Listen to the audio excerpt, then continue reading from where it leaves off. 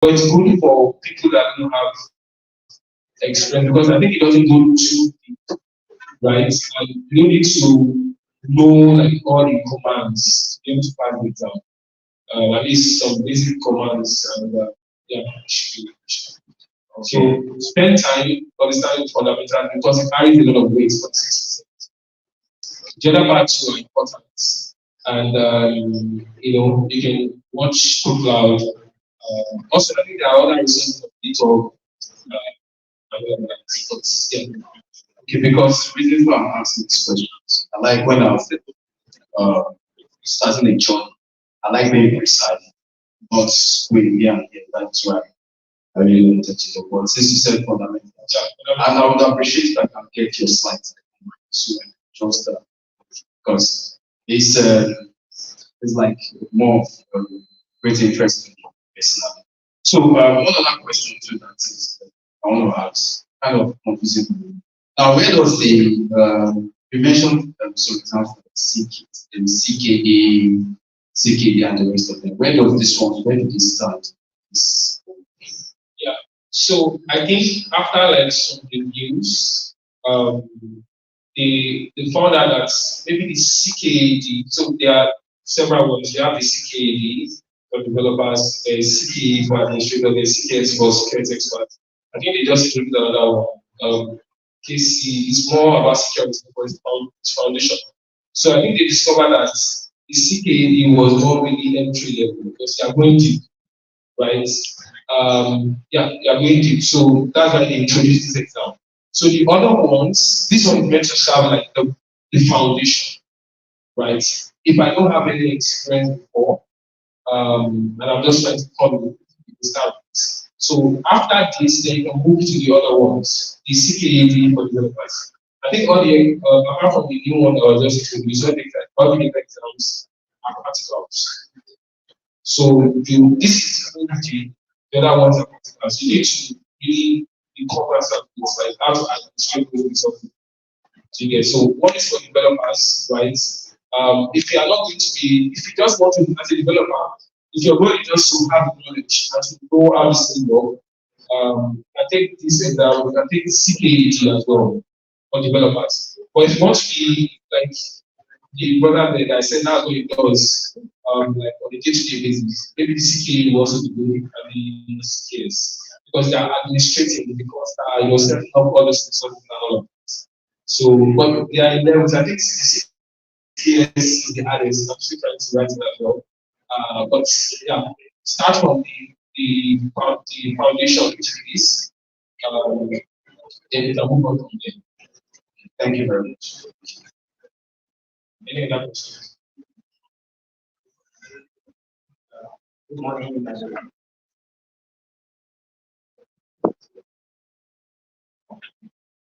Please add the Toyota, right, with the number IUS 4478, which is going to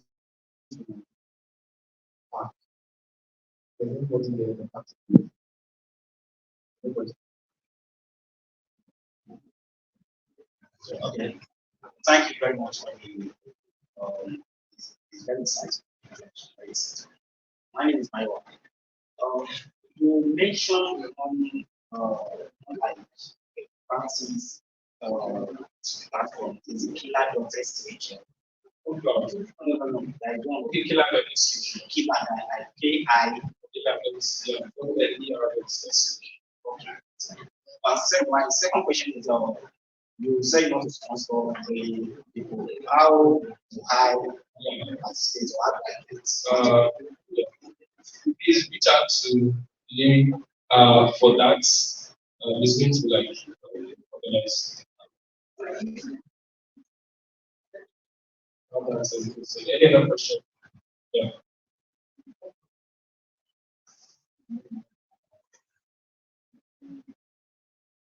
Thank you. Sorry, I'm asking this question. I just needed to lay it out. After writing the CN, the first exam, the foundational exam to about, and so on, going for potential to after that. Yeah. I'll say it depends. If you have, for example, in your organization, if it's something that maybe your company use to finance it, I'll say you should try and maybe spend time to practice, to gain some practical experience, right? Because I think for entry level jobs, for Kubernetes, maybe this might not be enough. Um, Maybe for internship, yeah, but for like some entry level jobs, it might not be enough. They need you to know like how to do these things, right? So if your company already has this thing in place, try to maybe gain some practical experience there, right? And have in mind that it's not just about certification. It's not just about writing it. Anybody can write certification. The key is like just having the knowledge and being able to practice them as much as possible. So if your company already has, try to take advantage of that and try to practice. Once you gain some practical experience, then you can move on, try the other exams as well. Right? It's more of like validating your knowledge for industry standard. Like, oh, this, is my knowledge is also in alignment with what the industry expects me to know. Basically, I think that is not just about it. Thank you. Thank you.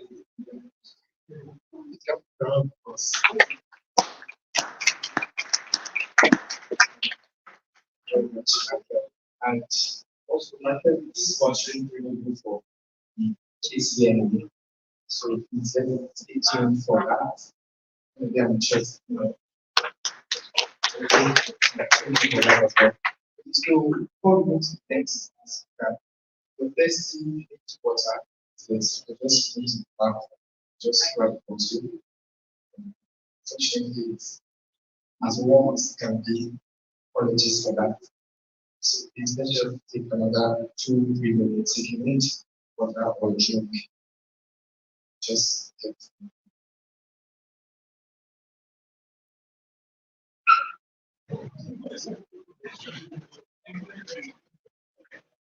Also, please can we just move forward? If we have got space in front, we appreciate you.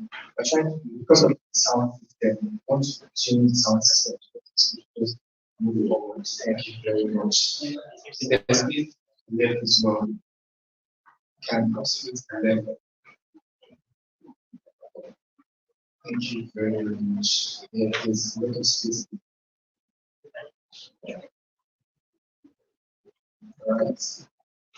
Um, so also before we to the next speaker, I just wanted to say some things about this meetup. This is CNCF Lagos, and this is our very first meetup, physical meetup, and of course, we don't have any other ones. But yeah, thank you very much. And what we are trying to do is, okay, first of all, after next speaker, I'll just explain what we're trying to do, our mission for this. I just want to say I appreciate your time. Thank you for showing up. It's festive period and we're not expecting that people will come on. But when we saw RSVP, it's 70 people RSVP, but along the line, some people fell ill and some people just have attend to other things. So thank you very much for being here. Regarding swags, so we apologize, right? So we still was looking forward to getting swags for people in the meetup today. We tried to purchase from the CNCF store for all the cards, dollar cards, naira cards, virtual cards, everything filled. And so we wanted to get this kind of t-shirt for people in the meetup. So we apologize for that. Also, this is a meetup, it's not a conference. We were trying to manage expectations as much as possible. Right, so it's not a conference, not like GDG or like Kubernetes community days. We will have that one next year. We will have that this year. So we want to have this done every month, but not specifically every month. Right. So for instance, in January we have a virtual meetup, right, where you can just dive into the movement and connect to sessions that are happening. So if you want to speak, right, the opportunities in next year, we're going to have opportunities and they encourage as much people as possible to apply to speak. We had several people who applied to speak for this particular meetup. I was so shocked myself, but unfortunately, four people confirmed. Sorry about that. There's a train station just around here.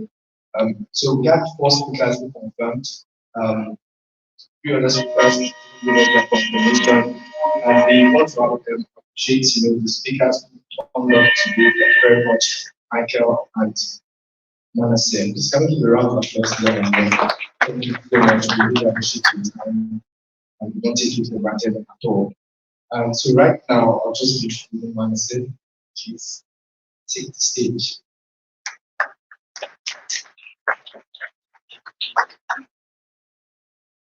Also, we are live. Just do that. We are online now.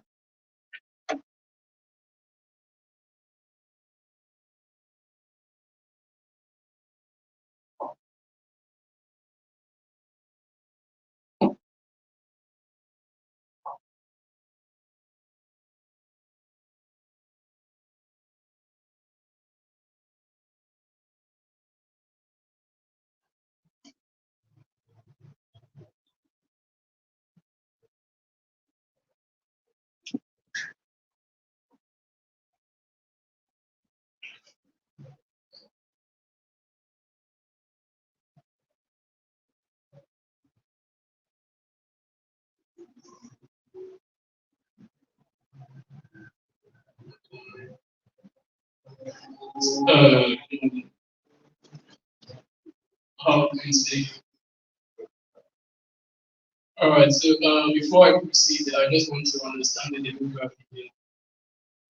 Um, how many people here are developers? Just raise your hand if you're a developer. How many of you are not developers?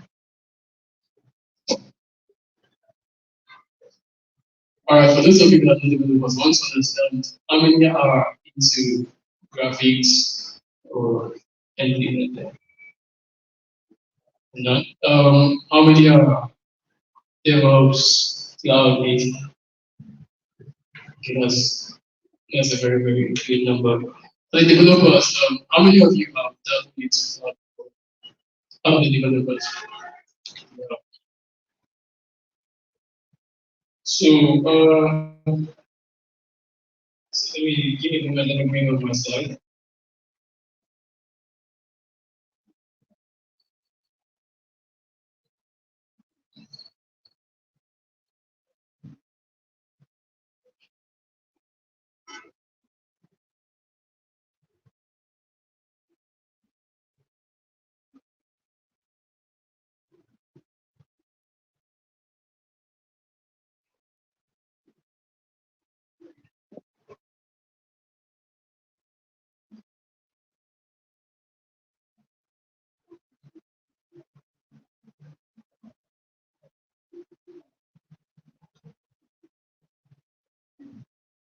All right, so my name is Manasi, and I happen to be an SRE.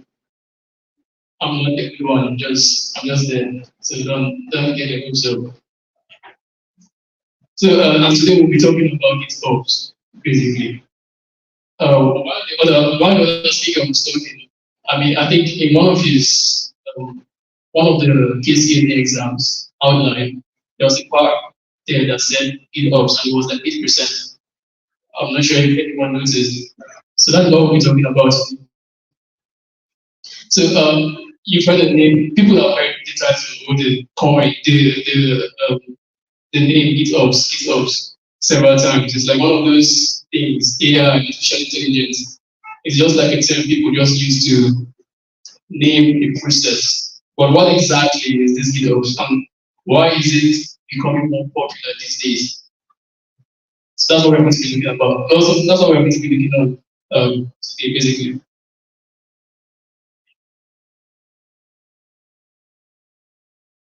Okay, so about me, this is a very, very easy about page. As I said, I really don't know what to put there. But my name is Manasseh, and I'm just someone who just love art.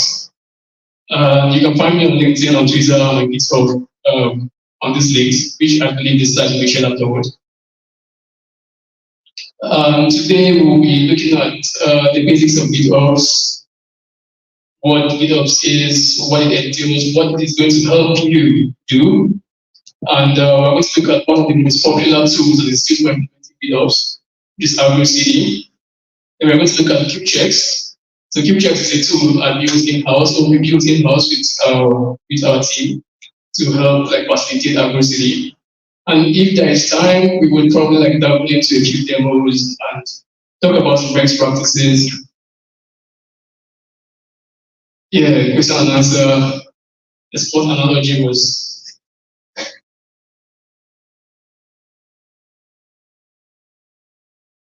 All right, cool. The people that are cloud and SREs and DevOps, how do you currently manage your deployments right now? So you have your product, or you have your software.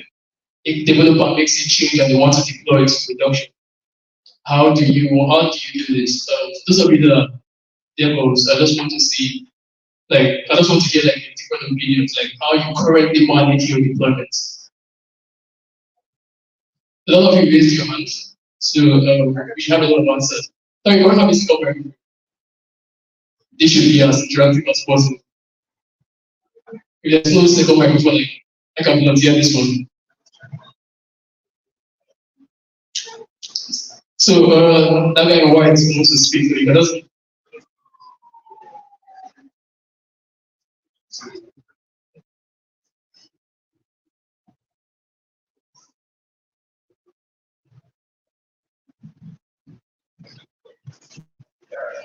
Okay, so when the organization we build manually, which is wrong, right? We we deploy, we just create the deployment manifest, all of everything we do and then deploy. But recently we ran into a lot of problems, right? There are configuration creeps, like somebody goes there because of it's senior manager is saying something's happening, something that you need to raise a number of calls, we need to do this, we need to do that. So there are a lot of flying configurations, this person comes and does this, does that. So we introduced the concept of privacy to cache configuration because it's a large organization. You know, things come slowly. So currently we still do manual processes. That's very good. Who else? Like there were a lot of SREs and DevOps. Come on, like where are all of you? All of a sudden, you people don't exist again. Give that guy the call. So I work at a financial institution and twice a week. I mean, we use Kubernetes to some extent, but all the applications are not fully developed. Okay. So the way it works is we run most of the applications through the pipeline. That's the CI/CD. Okay. Most of the projects are being Azure DevOps. Okay. So, but you know, the thing is, we have developers. So developers are not with that by some kind of rights. It's mandatory for where I work. It's mandatory for like developers to write their own developer because you don't want to see whereby they say developer that use that's causing their code to break or that's causing the issue. Yeah. So they write their developer parts. If you don't know how to write that, you have to reach out to you. Yeah. So, but what makes it different is that instead of we don't like if you containerize your application, we all use like serverless with that app service on Azure. So when you deploy the app service, so you can get your URL to test. So when you're doing for the QA guys to define your to test. Same thing when you're going to the production and all of that. So it's not I mean the Docker file and everything it's not cloud. I understand. It's cloud native device. Yes, it's serverless. It's cloud. All right. These are very good scenarios. Different companies, different processes. How many people here use Kubernetes? Because that guy just said serverless. So I want to. How many people use Kubernetes in their organization right now? Okay, I can see a few hands up. All right, that's very good. So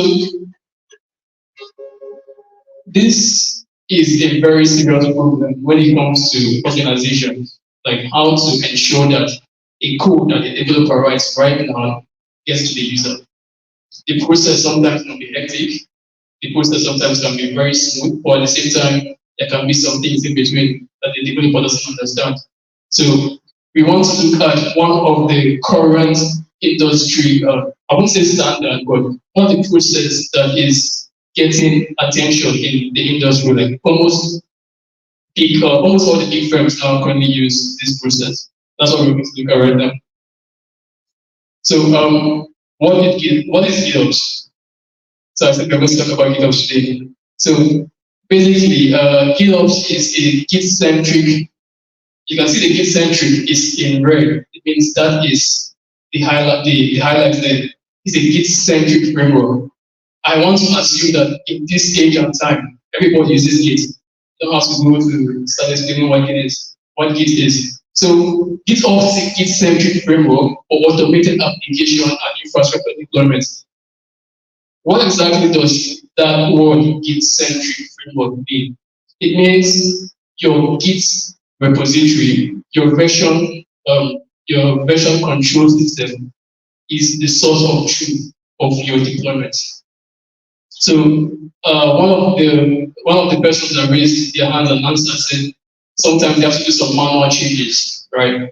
So when you make a manual change, it means what you have on your repository is now different from what is in production or what is in your infrastructure. For example, when you tell the developer to write some Docker file, he deploys it, but he did not commit and push. So you see, like what is in production is now different from what is on the repository that everybody can see. So GitOps is bringing this notion that nothing should go to production or to go to any deployment except it is first in Git. And once it is in Git, it should be the same thing with what is in production. So if something changes in production, it means it has changed first on Git. So that is the GitOps methodology or the GitOps idea that we're going to be looking at today. So, sorry, before I move to the next slide. Another thing you can see there is automated application and infrastructure. I should have highlighted the infrastructure as well. So it means a lot of companies these days we do ClickOps. But what ClickOps is another form of ops. But you go to AWS, you click deploy, you click this, and then you provision something. Or you go to Azure, you click, and you deploy something. That's ClickOps. So with GitOps, there is no provision for ClickOps. Everything should be on repository. Your infra should be on repository. Your application code should all be in your Git repositories. So you can use something like Terraform for your infrastructure. You can use whatever tool you want to use. You can use Kubernetes and this other tool for provisioning infrastructure running Kubernetes. Whatever it is you want to use, the main thing is it should be first sourced from your Git repository. And this is basically the architecture or what the process of GitOps looks like. So you have your infrastructure as code, to be Terraform, it could be whatever you want, or you have your configuration, Ansible, anything basically, and you commit that thing to Git. It triggers a deployment. It is not your infra to deployment and back to Git, or from deployment to Git. I don't know how that works, but the main thing is it should be from whatever you have, first to your Git, or first to version control, and then to your deployment. So this is the principle of GitOps. Although most people have this, like they have pipelines that run and deploy. Like some people don't have, like you have a pipeline that build an image, you push the image to whatever container registry you're using, and then you deploy that image afterwards. That is still GitOps. But we'll look at where some of these architectures that some people use is failing. All right, so this is basically what someone just said. We promise you that you can deploy this, but you can't really deploy except you have to use my machine. In some companies, you realize that only some people can deploy. That is one thing this ops aims to eliminate. Deployment should be, everyone should be able to deploy. It introduces a concept called the global platform or self-service portal.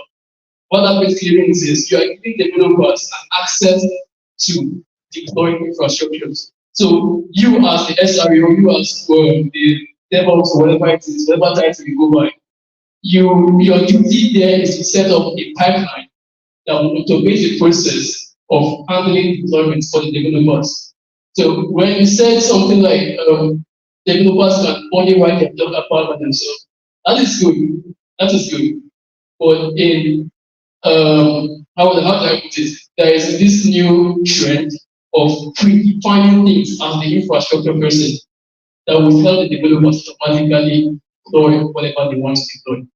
So we will look at more how these GitOps methodologies are being implemented by different people. So why GitOps exactly? Like why GitOps? By now we probably already know like why we need to have our repo as a source of truth. You understand? First one is visibility. Imagine a scenario where you are a developer and then someone just tells you that production is down. That happens to us, right? Production is down. And you're wondering what happened. The server load is not too much. And you go on, but you eventually find out that someone mistakenly did something. And that thing is not reflected anywhere. Someone modified something on AWS mistakenly, modified the policy. All of a sudden, everything is down. Someone deleted something on Azure and everything is down. So there is no visibility into what everyone is doing. So with a Git-centric workflow, everyone has access to the Git repository. So once anything is modified, you can track and say, okay, at this point in time, this guy did this, and that is what is causing this issue in production. So it gives you that visibility into your infrastructure. And apart from visibility, it gives you that auditability. That means you know who did what. During postmortem, you want to tell you to do blameless approaches, but sometimes it is good to let people know where the problem is coming from, like who caused the particular problem. So with GitOps, you cannot just hide and say, okay, this thing just happened on the solo. Like you're not there and production just going down. No. With GitOps, it tells you who. You cannot point me and say you push this on to commit that this is also thing that affected so and brought that production down. That is one thing GitOps gives you, that visibility and that auditability. Then the second one there is self-service developer experience. That's what I was talking about.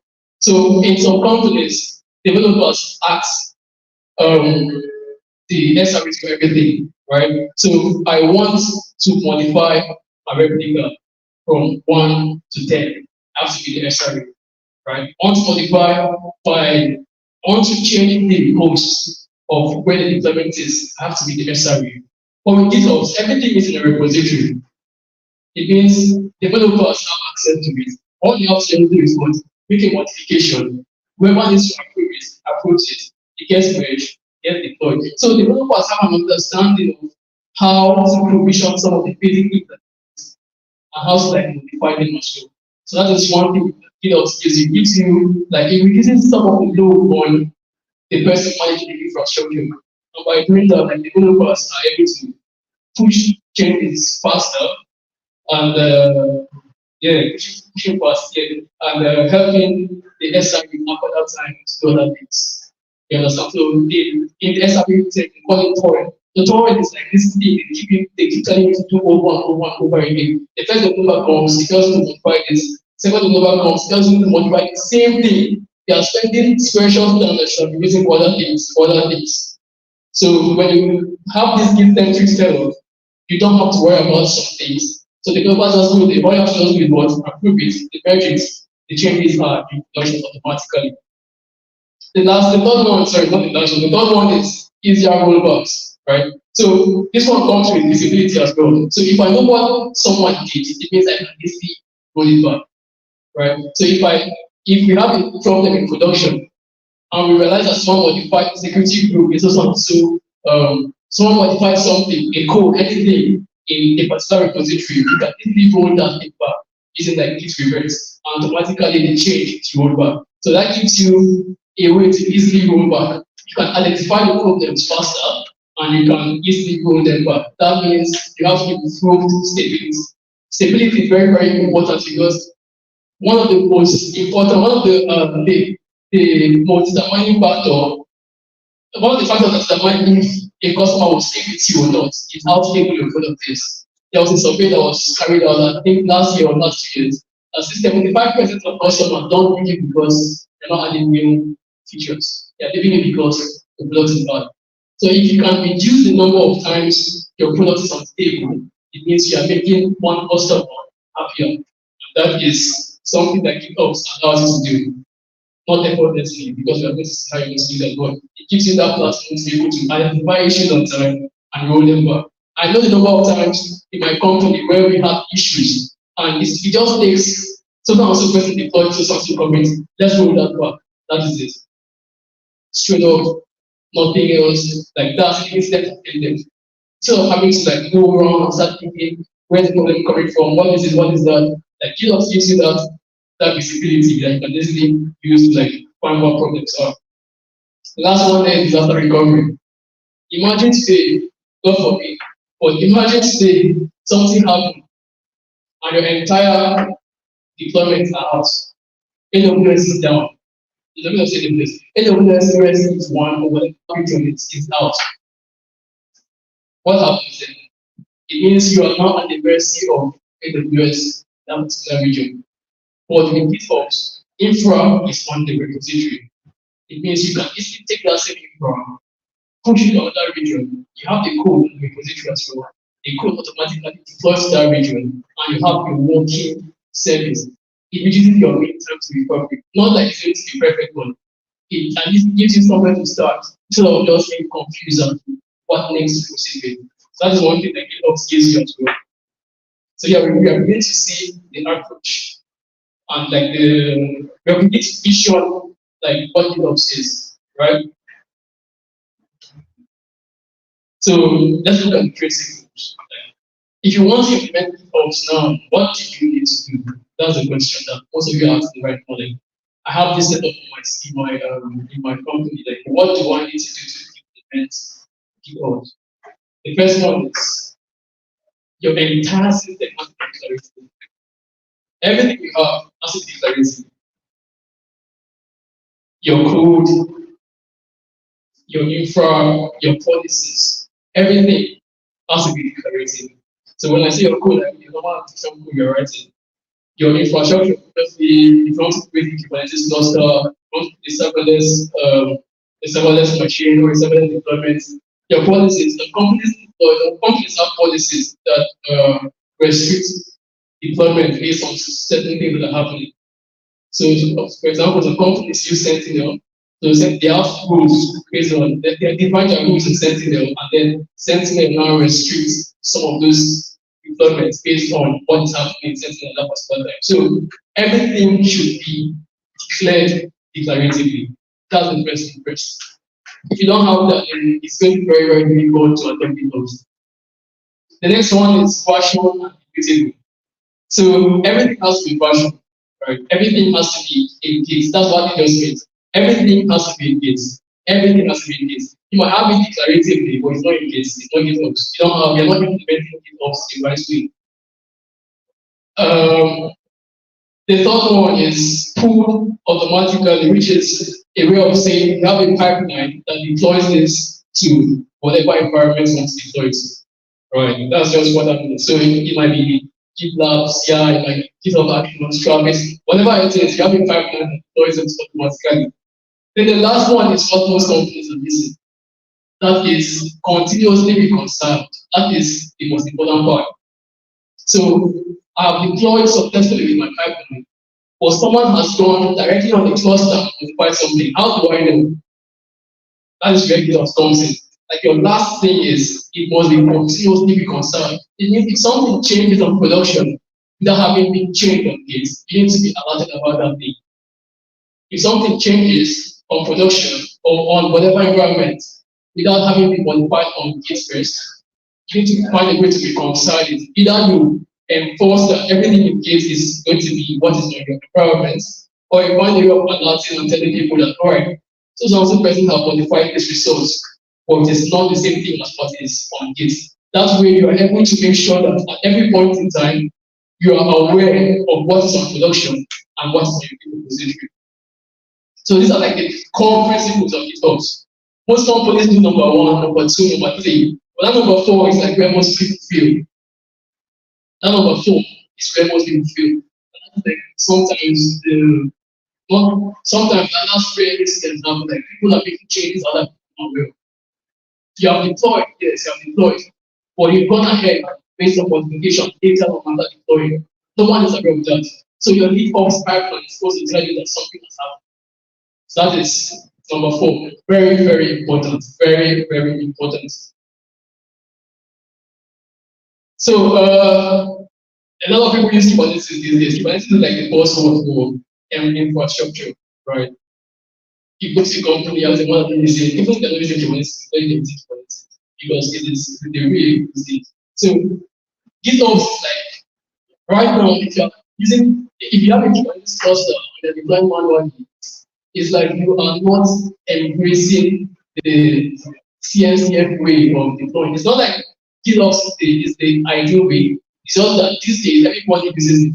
They've standardized it to a point that GitOps is almost flawless. It's not flawless, but it's almost flawless as compared to other methods of deployment. So if you have a Kubernetes cluster today, I am advising you or I'm imploring you, or like I'm giving you the gospel, go against the world and start using GitOps. If you have other forms of deployment, there are still GitOps approaches for those ones as well. But yeah, since this is CNCF, we're going to be talking mostly on Kubernetes. And one of the most popular GitOps tools out there is Argo CD. A lot of you have heard about Argo CD. That's to do with the, I don't know what that thing looks like, but yeah, that's Argo CD. And Argo CD is also a CNCF product, a CNCF project, if you will, that automates GitOps perfectly. It takes deployments from your Git repository. It pushes them to your environment. If something changes in your environment, Argo CD will take whatever is on Git and enforce it back on that environment. That means if you make a modification, if you modify it directly on Git, if you modify directly on your environment, it's not going to, it's just going to be like for a few seconds, and then it goes back to exactly what it is on Git. That way, it's forcing you to go back and make a modification on Git. Right. So that way you are sure that everything on Git is what you have on production. So that is one thing Argo CD does. So Argo CD is not the only tool out there that does this. There's Docs. I think there are two major ones. But Argo CD is the one I've used for almost all my career. So why not talk about it? So yeah, how does Argo CD work? The same way GitOps works. You create a pull request to a Git repository important. So we are going to see like a GitOps workflow here. With a pull request, that means you have a manifest, definitely you want to modify or anything.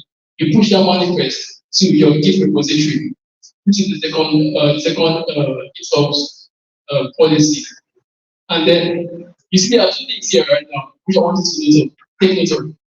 First of all, there is a repo, and then Argo CD is cloning the repository. Now, Argo CD does two things. You trigger it when you create your pull request, but at the same time, Argo CD goes back again in future time to clone a repo, like to pull back the code and confirm if it is still the same thing as what you have in your Kubernetes clusters. So what it does is, once it clones or once it gets triggered, it reconciles your clusters and makes sure that whatever you have on your cluster is exactly what you have on your Git repository. So what are the benefits of this Argo CD? So Argo CD definitely GitOps. That's number one. So whatever benefits you have from using GitOps, you still have it from using Argo CD. But why do I use Argo CD as compared to other tools? Number one is Argo CD is developer friendly. It has a very nice UI. Which developer doesn't like UI? I don't think there's any developer on this side that wants to be using CLI. They want to be clicking and clicking and clicking so they can think no more. So obviously gives you that. Like it contributes everything, but it gives you that nice UI. You can use it to inspect whatever obviously is doing behind the scenes. The second one is RBAC and security compliance. So a lot of companies have this. If your company is very big, you want to isolate projects, right? You want to make sure that this team don't have access to this team's resources, this team don't have access to this team's resources. So obviously it gives you that very good RBAC integration. The next one there is notification service. It allows you to integrate to virtually every possible notification or monitoring tool. It integrates into a partner with reviews, with duty, whatever you want, the emails. So if you want Adobe to send you an alert when a trip has happened, it's going to do that to whatever tool you use, off-tuning, like whatever it is, Adobe integrates to all of them. So you can send a notification to your Slack channel, to your Microsoft Teams that you use it. I hope it does. But yeah, like Apple Sleep basis, virtually every notification service out there to send notification. And then the last one is application set, which is a bit advanced. But what application set does is it allows you to be able to deploy to different environments at the same time. So instead of defining one deployment for one environment, you can define one deployment, give it some parameters, and Apple will use those parameters to deploy to different clusters depending on like the parameters you're giving it. So take for example, in my company we have like several devices clusters for production. So it means we can have one single manifest and then we push that manifest to all the clusters with different parameters. So you know the ingress in this cluster will be different from the ingress in cluster B. So you pass those parameters and obviously does the job behind the scene magnificently. So that is some of the uses. Then some of the benefits of obviously. All right. So I've adopted GitHubs. Yes, we use GitHubs. So let's say we use Audacity in our organization. I have made a merge request. Yes, I'm happy. I have merged successfully, but somehow I'm still looking fraud. Why? You might be asking yourself why. So modifying a resource without knowing what a modification will do is a disaster. Yeah, that's a recipe for failure. So imagine you are modifying just one number, but you don't know that that value is referenced somewhere else, right? And something happens that it's not what we intended to do. So that means if you're implementing GitHub, you need a way of knowing what that should do before you merge it into your GitHub repository or your main branch, your master one, whatever it is. And that's where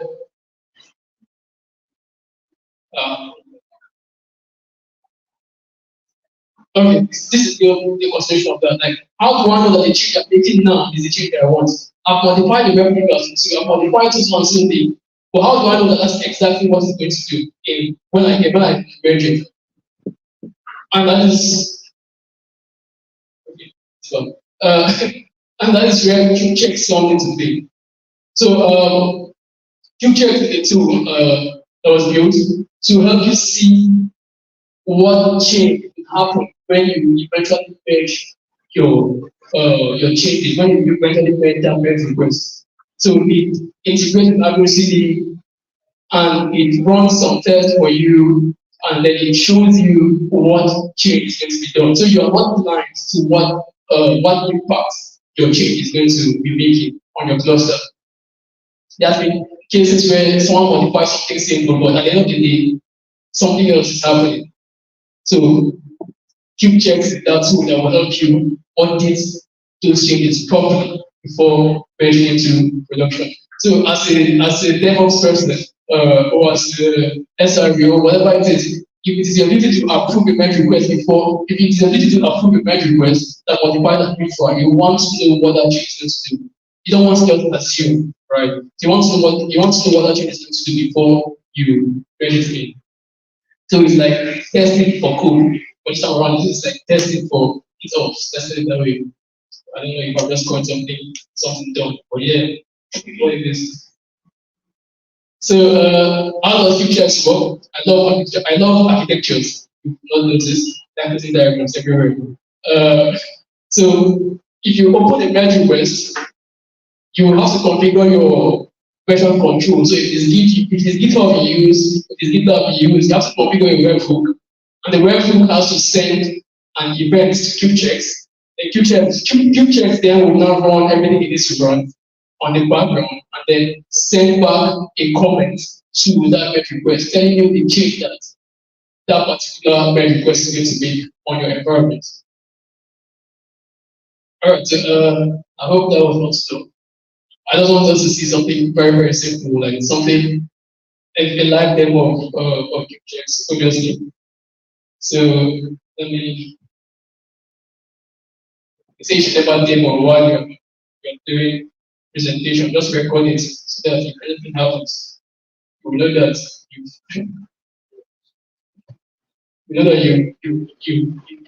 is not live, basically. But let's take that risk, so we're going to do this here, right now.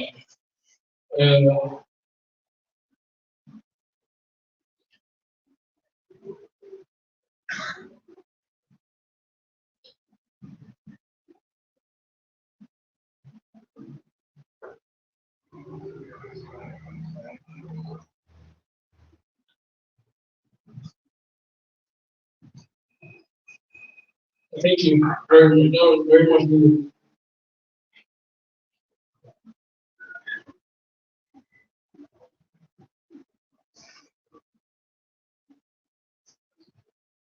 So I'm going to start the page by this cluster. I already have an Terraform script that deploys kubechecks, that deploys AgroCD, that creates a GitLab repository and does some configuration behind the scenes. So it's going to be easier for us to just go straight into the demo. We don't have to waste time. So I don't like to start it up. Just give it like 2 or 5 seconds.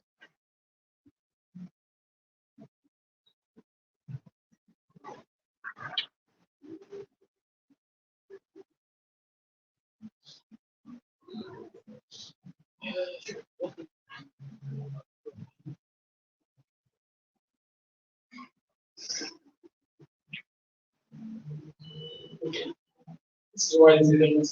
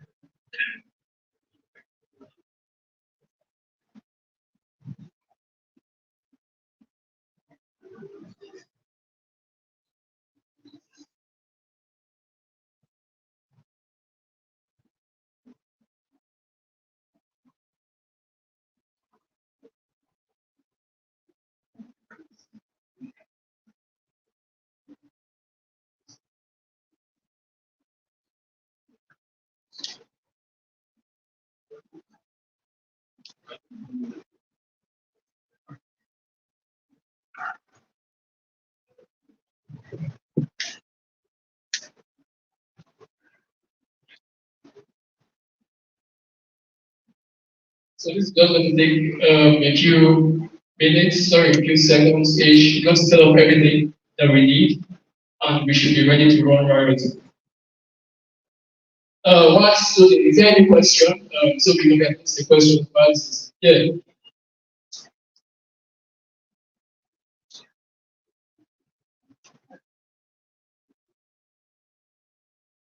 Thank you very much.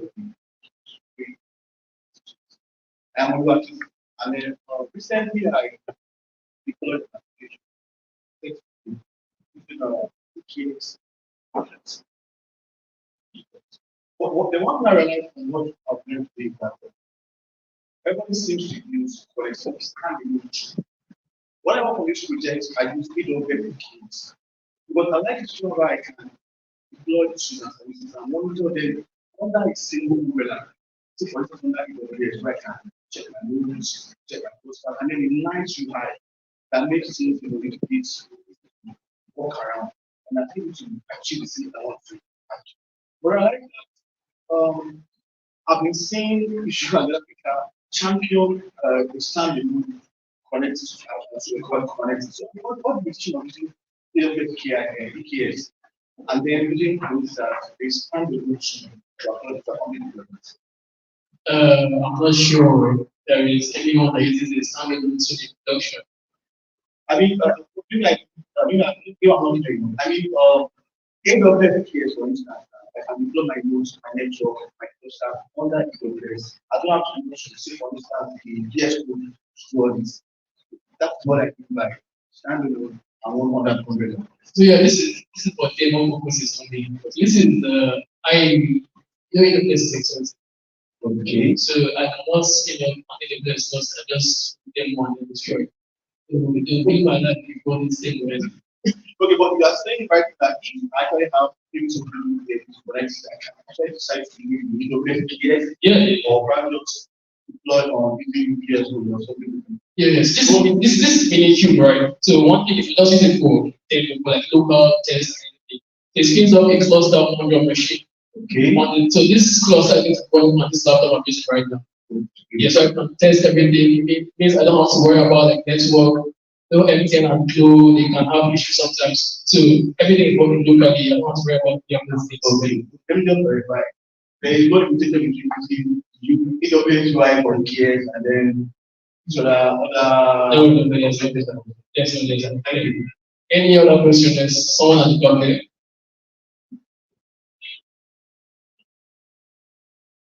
Okay, thanks for your talk. My first one is on the whole GitHub principle.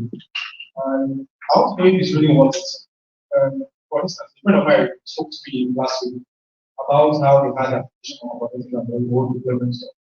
And this was a big thing, right?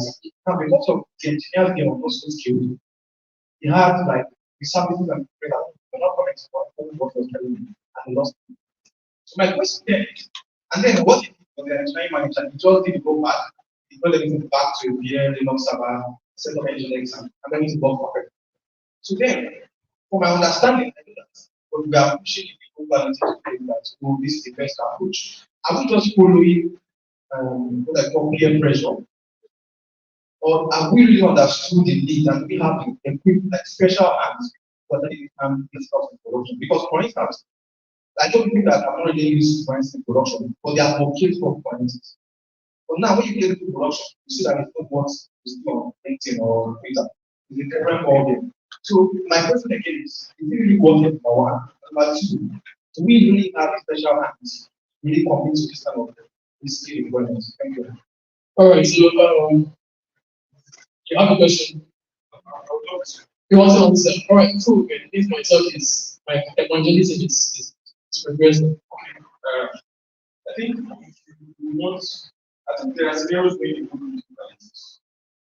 If you don't, there's no need for the conversion. Okay, knowing when you really know and my sense is how large, how much for that, right? Because you don't need to become that microservices. There are people that don't need to go into microservices. You can absorb from other parts and manage services, absorb and run simultaneously. You need to run an application of app service and you can use other managed services to do the direct action. There's really no need spinning up your own units for start and putting it to by right? So it's something you can do. And also look at what you have with applications and you want to do, right? So because we want to spread smarter and all those, they are very expensive. So if people just want simple Linux servers and then you need four friends servers and then you go like it's only for the working or giving integration of work. So I don't know if but then I have a question as well. This UI you're using, I like it, but I don't know the name. All right, so also I have a question. GitOps is not Kubernetes. GitOps is a principle, is a precept, right? You can be deploying to bare metal servers until you see GitOps principle. You understand? So if someone pushes to your Git repository, you have a code that you have a pipeline that builds your deployment, and then you have an SSH command that runs on the server and then pulls the code. You understand? So GitOps is a principle to know when what you have running on those servers is different from what developers have said they have deployed.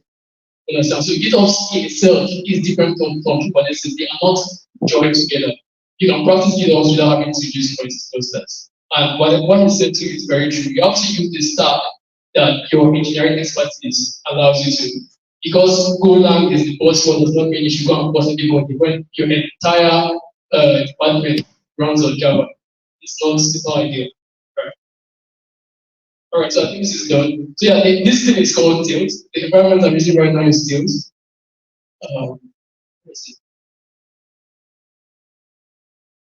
This is why it's never do demos in real life.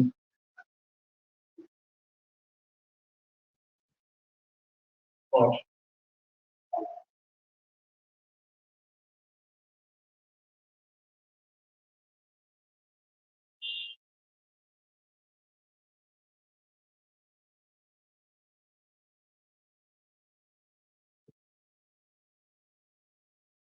Okay, so everything is up and running. Let's just open up the Lagos UI so you can see what Lagos looks like.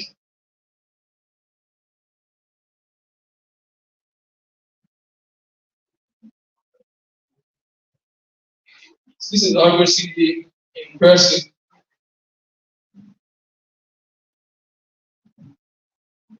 For those of us that don't know what Lagos looks like, this is what Lagos looks like. Let me just verify that this is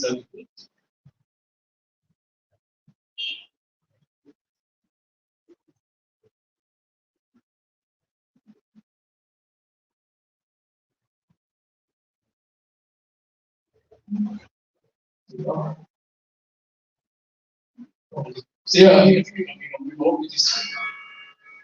So this is obviously this is what obviously looks like. So you can see the applications that are currently deployed on your cluster, right? So if I go to this application right now, it's going to tell me some details about this app. Okay, one, you can see like the whole UI that tells you the key points resources. I can see there's a config map, there's a service account, there's deployment has two ports, blah blah blah. But what I'm more interested in is this. Oh my gosh. Is how do I follow?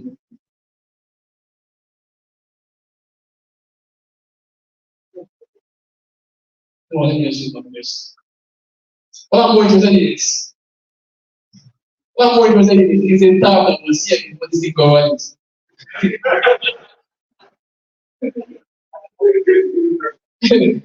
So let me do it again. Okay. All right, and that works.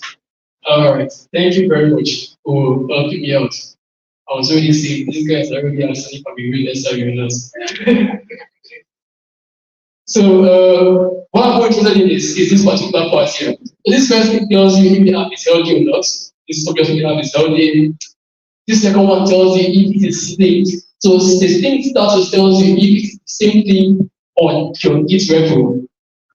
That's what you have on your Git repo is something that's what is on your register. So that thing tells me right now that what I have on my Git is the same thing as what I have on my cluster. So what I'm going to do right now is I'm going to show us the deployment right now, the deployment management. Sorry, if you don't understand Kubernetes, what I'm going to do is show us this. Sorry, just a moment. So this application has one replica. It means it doesn't have one instance of it running. So I'm going to go to our Git repository right now and just modify that particular class to just 2. And then we'll see what happens when I modify that. Mind you, I've already configured this to use quick checks. So when I do this, I will see the change, which is what I want to demo right now. So let's go to GitLab where I put this.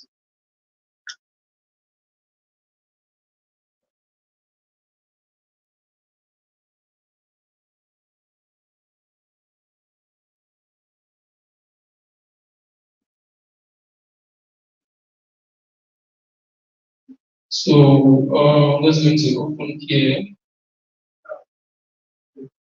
Sorry, not this.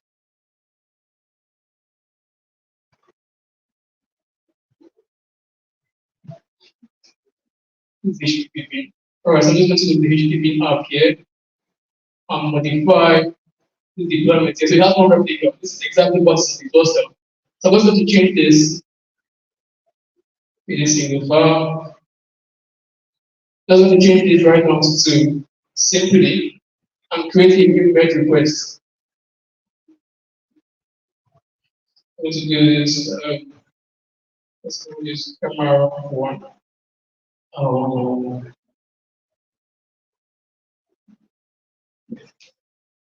So create a merge request. So if I am a developer now, I have I have opted in to modify the deployment. I want to increase the size. So what I'm replica here is more like we are having too much traffic. We need to scale up. So I want to just scale up. I'm coming in now. I want to know what this thing will do. Once I configure the checks properly, if I come here, you will see this thing called queue checks report. It's telling you what your change is going to do. If I open this up right now, so I don't have any policies configured.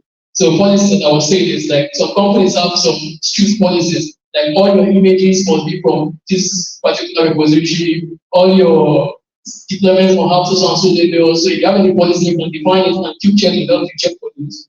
But now I don't have any. I don't have any. I don't know what this is. Someone put YouTube. I really don't know what it is. But yeah, it's a good feature, I guess. So there's a feature called an AI summary. So developers are not really familiar with Kubernetes pull requests exactly. So this AI summary uses ChatGPT, which is our new developer, to tell you what the cheat is going to do. So if you just read through, we just want to tell you, okay, before I do that, let me just open this. You can see it telling you that, okay, the replica should be modified from 1 to 2. That is what it's going to do. So if I open this up and I read the AI summary, it tells me the change in the D, blah, blah, blah, is as follows. The number of replicas for the HTTP deployment is being increased from 1 to 2. The impact of this change is that the application will now have 2 instances running instead of 1, which can potentially improve to the business of the business. So it gives the developer something to understand as opposed to just seeing YAML files everywhere. So he knows what he's doing.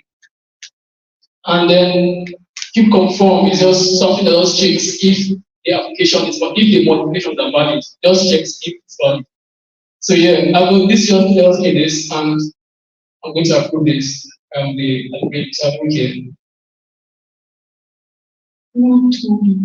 Sorry, let me just remove these restrictions. I'm going to still bear regardless. Where does it have this? I think it's here. Request. Sorry, this was not how it was when I first found something. So follow me. But I'm successful. So I go back to this.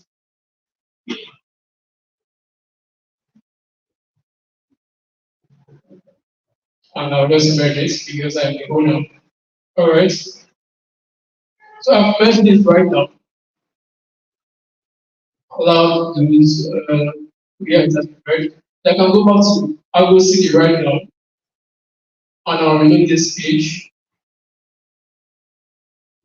So Argo City runs at intervals, it runs at intervals. You can either trigger it using a webhook that shows you when a part of it, right? But I didn't do that because the configuration is like too much stress. So I will just become this one. I will see to just see maybe like in a few seconds and then pull the new changes.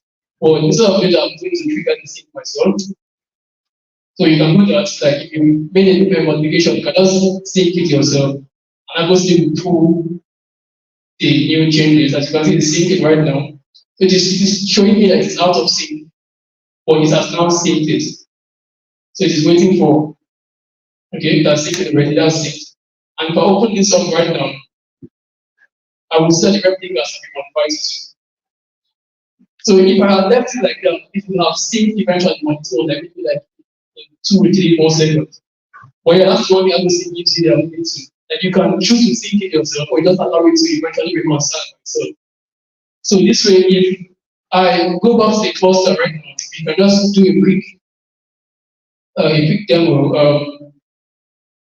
I'm going to get. Sorry, if you're not using Kubernetes, I'm going to explain everything I'm doing right now. So what I'm doing is I want to get all the ports in the HTTP namespace. That's like a house for the port. So I have this port right now. I'm going to modify it and make sure that I have only one. And then we'll watch how Argos enforcing that must be two, because that is what I have on my Git repository. So what I'm going to do is I'm going to edit the deployment.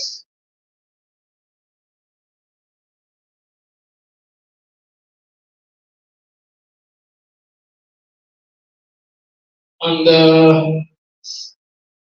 I'm going to pause this web at 1. So this is me changing to 1. The deployments has been modified. So let me just watch this again.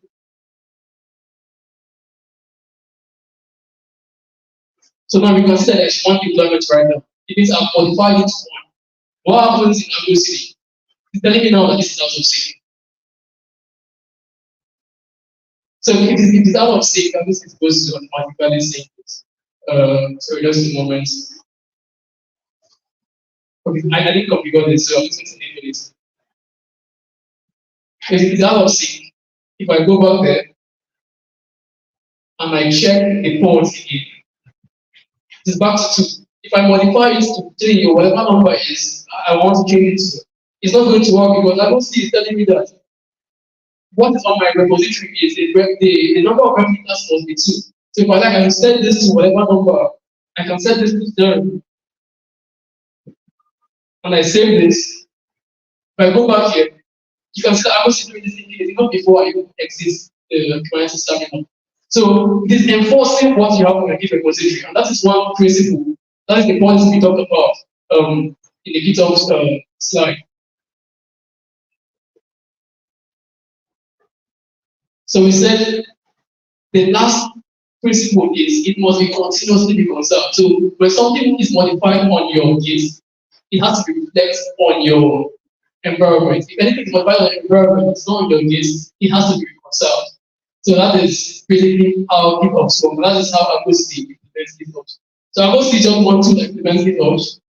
You can use other tools, as I said, you can use Flux, you can use anything you want. If you use Terraform, for example, you can implement there's something called Drift CPL on Terraform that tells you when what you have on your Terraform is different from what you have on your environment or on AWS, on Azure, or on GCP.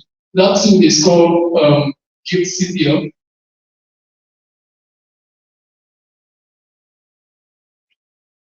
So when something changes on your Terraform, that is, when something changes on your Azure or on your GCP, that is not the same thing with what you want or with what you have on your Terraform or your Git, you get notified.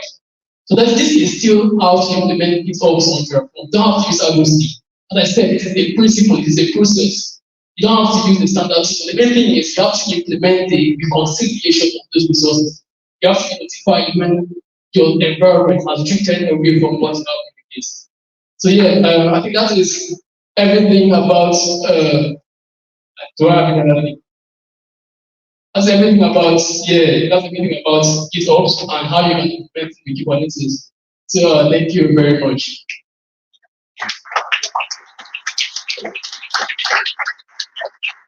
So yeah, is there any question? Let's see. I don't answer that question. Just say question once, please. Really?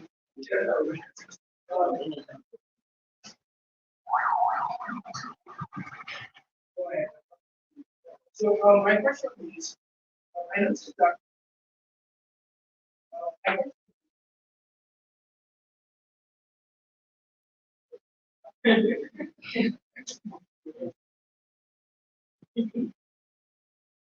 think right. I noticed when your changes, right, your company on everything, and then you have to enforce the number of replicas in your cluster. In a scenario where you have customers that have resource distribution based on entitlement, right? Pricing and you have certain limits set for this entitlement.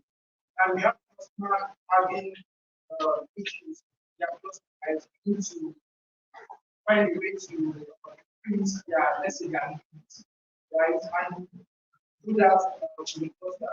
I would say it's definitely going to enforce the setting. How do you prevent that?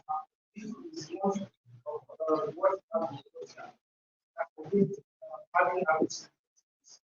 So, on that question correctly, your goal is your infra is basically not managed in gates. It is deployed by another controller or something that gets entitlement based on plans, right? So, if it is not in gates, I will still not modify it. So, I will still only modifies what you have defined on gates. So, if I deploy something else that is not in gates, I will still doesn't know about that resource because I will still only watching the customer repository. So if it's not in the repository, I will still doesn't know about it. That's just it. Yeah. Yeah, so my question is, obviously, all of the device. Yeah. So what device like what are the two devices that to convey it? Yeah. Yeah, that is a nice question too. So with Argo City, your normal CI is work, like whatever you have, whatever platform you, whatever thing you use, GitHub CI, GitHub CI, Travis, Circle CI, build your image, push your image. What I was doing interested in is what happened when I fetch that change into my master project. So with all your validations from your normal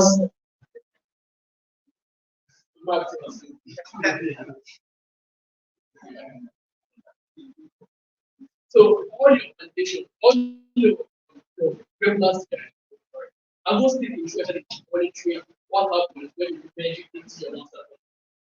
So you can build test, build test, whatever no matter how like however you test and however you can get up CI, you can get up CI, and get up CI, everything you want to do. And then once you verify, the main thing is if you deployment to publicity. That must be has something called image of data.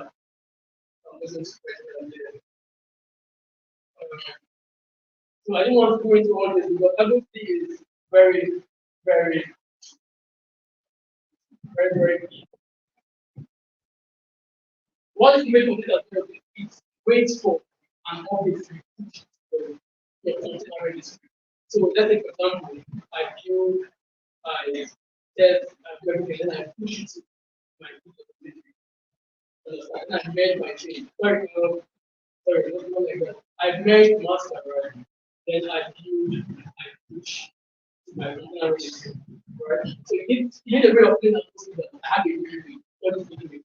So the image of data will just go to your container registry. It's going to monitor it. Once there is a new image, it's going to, by itself, it's going to create a commit back to your own repository that enforces that okay, there's a new image here, use this new image instead. So it's not going to be like outside like your case. It's going to make that change on your Git repository, and that way your new changes are getting deployed. So yeah, that's it's still working to regular CI.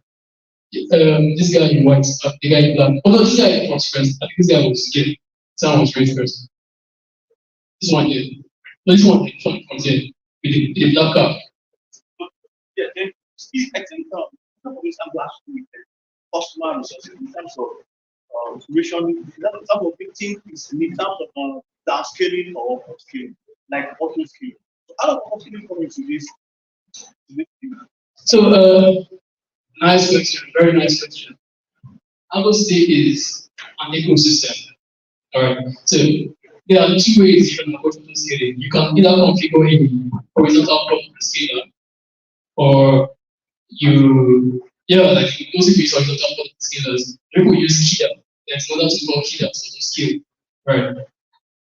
Algo C, with Algo C, you can configure things you want Algo C to ignore. So, for example, you can tell Algo C, ignore any change that is made to the replicas, because this replicas will be handled by the autoscaler. It means it can go up, it can come down, it can go side, it can go left. Just ignore it. Whatever happens to that particular field, ignore it. But anything else, enforce it. Yeah. So as I was saying, Algosi is a very, very big tool. It has a community of its own. I contribute to Algosi as well. So a lot of people use it, a lot of people contribute to it. So that almost any video I'm probably thinking of right now, someone has accessed it and they've implemented it. Yeah. Any other question? I think there's one more at the back. Two more actually. One this and I think that's the last question. My question, what are the I haven't seen it. Yeah, something like that. Right? Yeah. Heavy. So my question is, what are the main points that you observe? Perspective. So I have been working up to the likes of this house. So as a human, about how to answer and why answer and what are the points of the based on the using our system? So are you understand? You already understand yourself. Yeah, the developer. You're the one guy. Wow, I happen to also be the one guy. So that is the community builder. What else? When the players account is telling me that I was paid. I'll see you after. So you have to understand one thing. Your platform. Ansible is nothing for parameter servers. AlgoCD is mostly for Kubernetes. So the question is something like, how does AlgoCD compare to deploying using Terraform to deploy Kubernetes or using Helm chart on your pipeline to deploy, right? So the difference there is in assistance stuff. You there, right? Next. Let me just put this. Is it showing there? Why can't I see it there?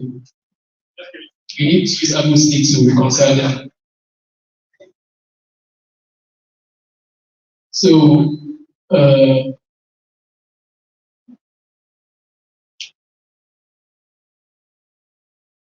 so let's go back to my slide, which has somehow vanished. Here, here's it. So, to answer your question, right, the major difference between AlgoCD and most of these other tools is step number 4, which I said is within the most deployment. That is the conciliation. It's advantages.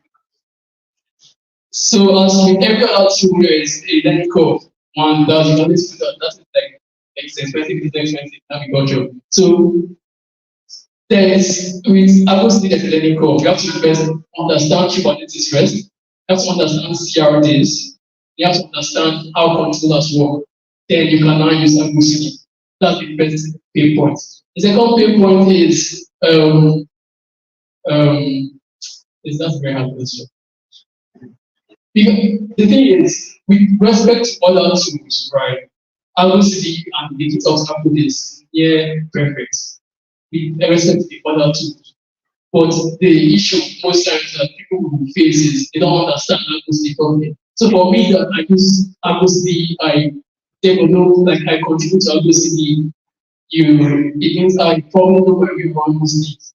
Understand? So I think most of the main point I'll come is in terms of understanding the AlgoCD system itself. It is not your regular deployment process. So integrating it can be a little bit hard for you. So that's why AlgoCD has option for you to enable and disable some things. So for example, like enforcing that thing, that whole enforcement in AlgoCD, you can temporarily disable it until you are comfortable with AlgoCD enabling it. So all those things coming, you can configure AlgoCD to fix what you want. And with that, you have no problem with this guy first.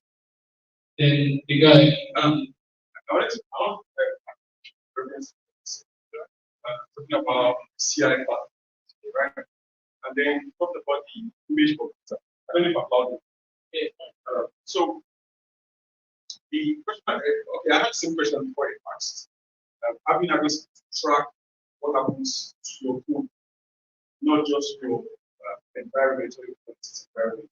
Is there a way to extend accessibility to that? That's number one. And then number two, I worked on a project where we had to build an ID that's now development of a platform. And we had to use accessibility to track changes from what happens here. So the best we could do was track what happens if there is a new commit, a new image commit to the repository. Although then we wanted to use I saw this image of data, not because it's still on that data. So we use shell scripts.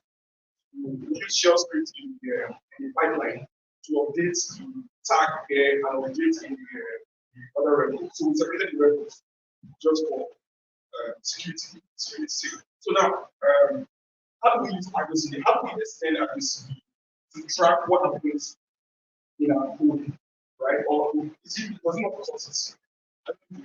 I think I get what you're trying to say. I hope, but you know that at the end of the slide, I said simple questions. You obviously don't know what simple questions are. But that's very nice question. How do you want to go see to track what's happening in your code? Right. So I go see what's happening in your code. You're not just telling it what to do with it. Right. So for example, I have a Python project, for example, and I add a new function. You want Agos to know that there's a new function, right? So you should do something about the new function. Is that what that's important for understanding properly? So as I was saying, Agos CD track what's happening in that repository. And depending on what's happening in that repository, Agos CD will react accordingly. So if I have a new function, what's the new function? What is my release process like? First things first, I want to test, right? I'm going to test, I'm going to do whatever I want to do, all the links and everything. I'm going to build a new image. This is how I'm going to because this is going to be your regular pipeline. You understand? It's going to be your regular pipeline. So test, links, build, and push. I will see now those that there's a new image using the image of this, and then update your management to reference the new image that you're deploying. So you are saying talking about using shell scripts. When I first started about the I built a shell script myself, a Python script to do this exact work that Agusi already does. Before I found out that like 5,000 people already had a problem and they built an image of data plugin already. So you can extend Agusi. QCheck, I'm not showing you right now, it's an extension of Agusi. It interacts with Agusi API directly within the cluster. So you can extend it. That's what I was saying. Like if you want to use Agusi properly, you have to understand controllers and like how to interact with them. You have to be able to build your own controller as well. So QPF is the controller of this that interact with Agusi and generate the based on those whatever happens in your repository. So yeah, you can definitely extend this. Last question is please don't ask the depending kind of question. Very simple. Everyone you just that's what I'm saying. Hello. Okay. I wasn't going to ask a question. I want to restate to points where you mentioned.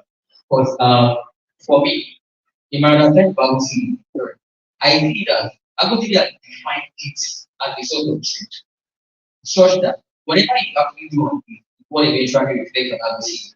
So you need an environment where everybody understands the Git culture and make sure that everybody can see your Git record has to be correct. So at the main point, depending on an organization where they are not really embraced that culture, you just want to push anyhow.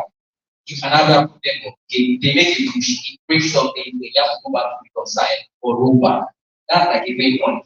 But then I think what is implementation, there was something like where you mentioned checks. To keep checks now what does the next step for you to make sure that before you now make a push that can break something, you have already evaluated what that push will do. So a main point would be that where that key control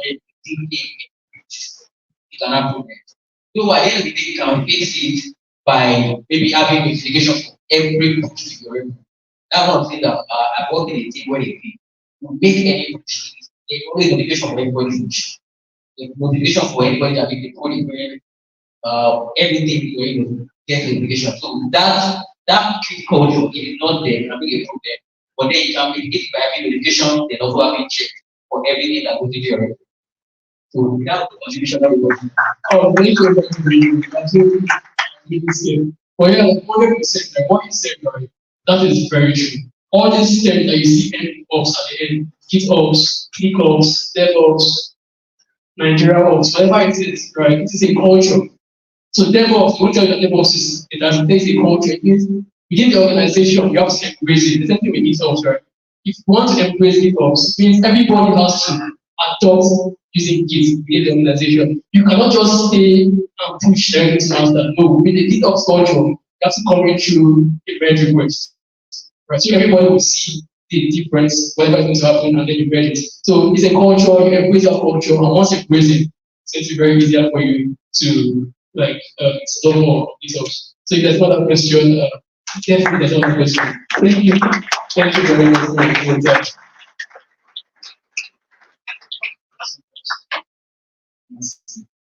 All right. Very good. You did what I did and just there's no water and to monitor as well. I just do that for another 5 minutes. If you want to ask questions, you can still speak with the speaker. Michael is here. For those of us who came in late, Michael gave a talk on KCNA and he's going to be sponsoring people for the KCNA exam. And so they come out, I don't know, but if you want to, that's Michael over there. And that's Michael. The man said he wants us about kingdoms. You can also ask questions. There are also other people here, that you can meet and ask questions. For instance, some questions were like session. Right? So you can go for other people in their presence. All right. So let's have for next 5 minutes.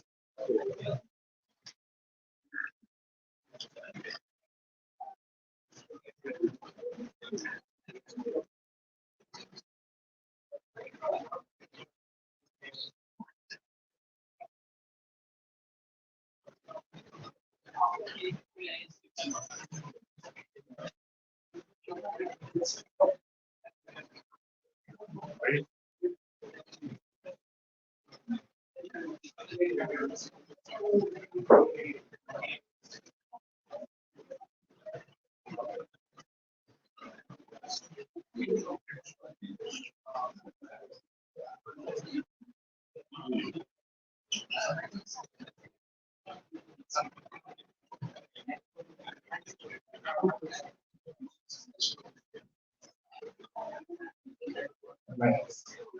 So we're going to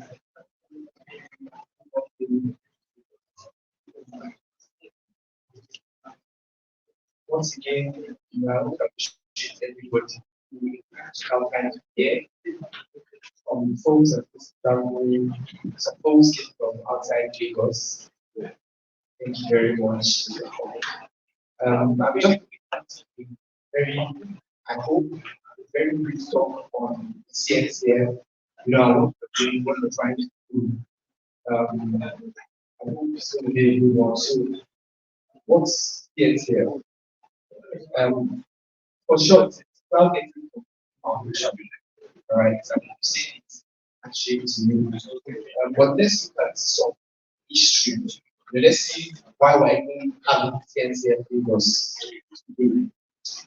So I'm going to talk about economics, open source, containers, cloud, Kubernetes, and others. So first of all, let's go back in time, 1991. So you know, okay, let me stop that statement. But 1991, this day in history. All right, this guy knows about should know it. Right, this we should know he knows about. But about set a hope we know, all right, concerning something that we're working on. And of course, we know the benefit of hindsight, we know what it was. All right, and he said, this that I'm working on, I think the community should have a look at it, and this was the mail. So that's let me just so from Tobalt, that's the email address to newsroom conference of minutes. The subject was what would you like to see most in minutes? And organization and investor of city. Hello everybody out there using minutes. I'm really a free operating system, just the only big and professional like known for 36, 46, 80 girls. This has been growing since April and it's starting to get ready. I'd like any feedback on things people like or dislike in minutes, as my question resembles it somewhat. Same physical layout of the file system due to practical reasons, among others. I've currently ported Bash 1.08 and GCP 1.40, and things seem to work. This implies that I'll get something practical within a few months, and I'd like to know what features most people want. Any suggestions are welcome. Any topics that you present them. All right. So this guy that was about 21-year-old at the time sent this to a newsroom, and he was like, today he was working on his operating system or like what it is a kernel. And one thing he said that there is it's supposed to be free, it's actually a free operating system. And this is one of the foundational or core principles in what we call open source today. And so he created that piece of software. And let's talk about open source. So this is my own definition. I teach in March 23, 2022. And I said open source to me is what I can do. I was just thinking. I said open source is a contract for collaboration amongst a diverse community of people, integrating the best of everyone for the good of all. How did I come up with that definition? I was just looking at the CNCF community, and I was amazed at how, one software brought so many people from different backgrounds, and folks were contributing. And to me, Kubernetes was like the holy grail. It was one of the best open source software I've seen. I thought I fell in love with Kubernetes at first use. And so it's a conclusion that I came up with concerning open source. So, but it started in 1991. About built this stuff, and in the late 90s, people began to have operating system wars, like they call this. Because operating system wars, we had several other operating systems as well in the markets. And moved further, 2000, the Linux Foundation was born. Now, Linux Foundation provides a neutral form for developers to code. I'm reading off the slide to code, manage, and scale open technology projects. It was founded in 2000, and Linux Foundation is supported by more than 1,000 members. The world's leading open for collaboration on open source software, open standards, open data, and open hardware. The Linux Foundation methodology focuses on leveraging best practices and addressing the needs of contributors, users, and solution providers to create sustainable models for open collaboration. Okay, so the Linux Foundation was born in 2000 on these ideas. Remember, it started from 1991, or you could say before that. It was 1991 that we saw the mail, but things were happening before that. And Linux Foundation began to increase in its popularity, in partnerships, with other people beginning to take interest in Linux Foundation. And it became one of the biggest bodies when it comes to open source. All right. And so what I highlighted is the success of Linux has stabilized growth in the open source community, demonstrating the commercial efficacy of open source and inspiring countless new projects across all industries and all levels of the technology stack. I read somewhere, I saw that the Linux, system powers, I think, 99% of all supercomputers in the world. Very recently, we had rockets being launched, and I saw on Twitter, other Linux, the Linux, retweeted and said, "Oh, rocket has Linux in it." So it's gone into all industries. You look at health, you look at systems used in the health sector, underneath is Linux. Now, they even Android phones, right, underneath Linux, essentially. So almost everybody interacts with Linux on the iPad. Amen? All right. So, and, we have Linux, edge computing, IoT, and cloud computing, and then let's move ahead. I was listening to somebody speak at KubeCon, I'll talk about KubeCon, and it was somebody from Mercedes, and they mentioned that they were going to put something in their webs. I think I'm skipping my thought, but what they mentioned that they were going to put in self-driving cars. Based on all these technologies that you're using, it's mind-boggling to say the least. But let's move on. And so this like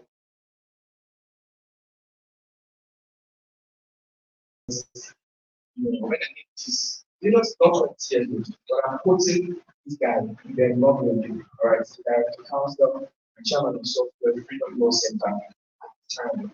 He said Linux is 20 years old, the web is less than 7,000 years.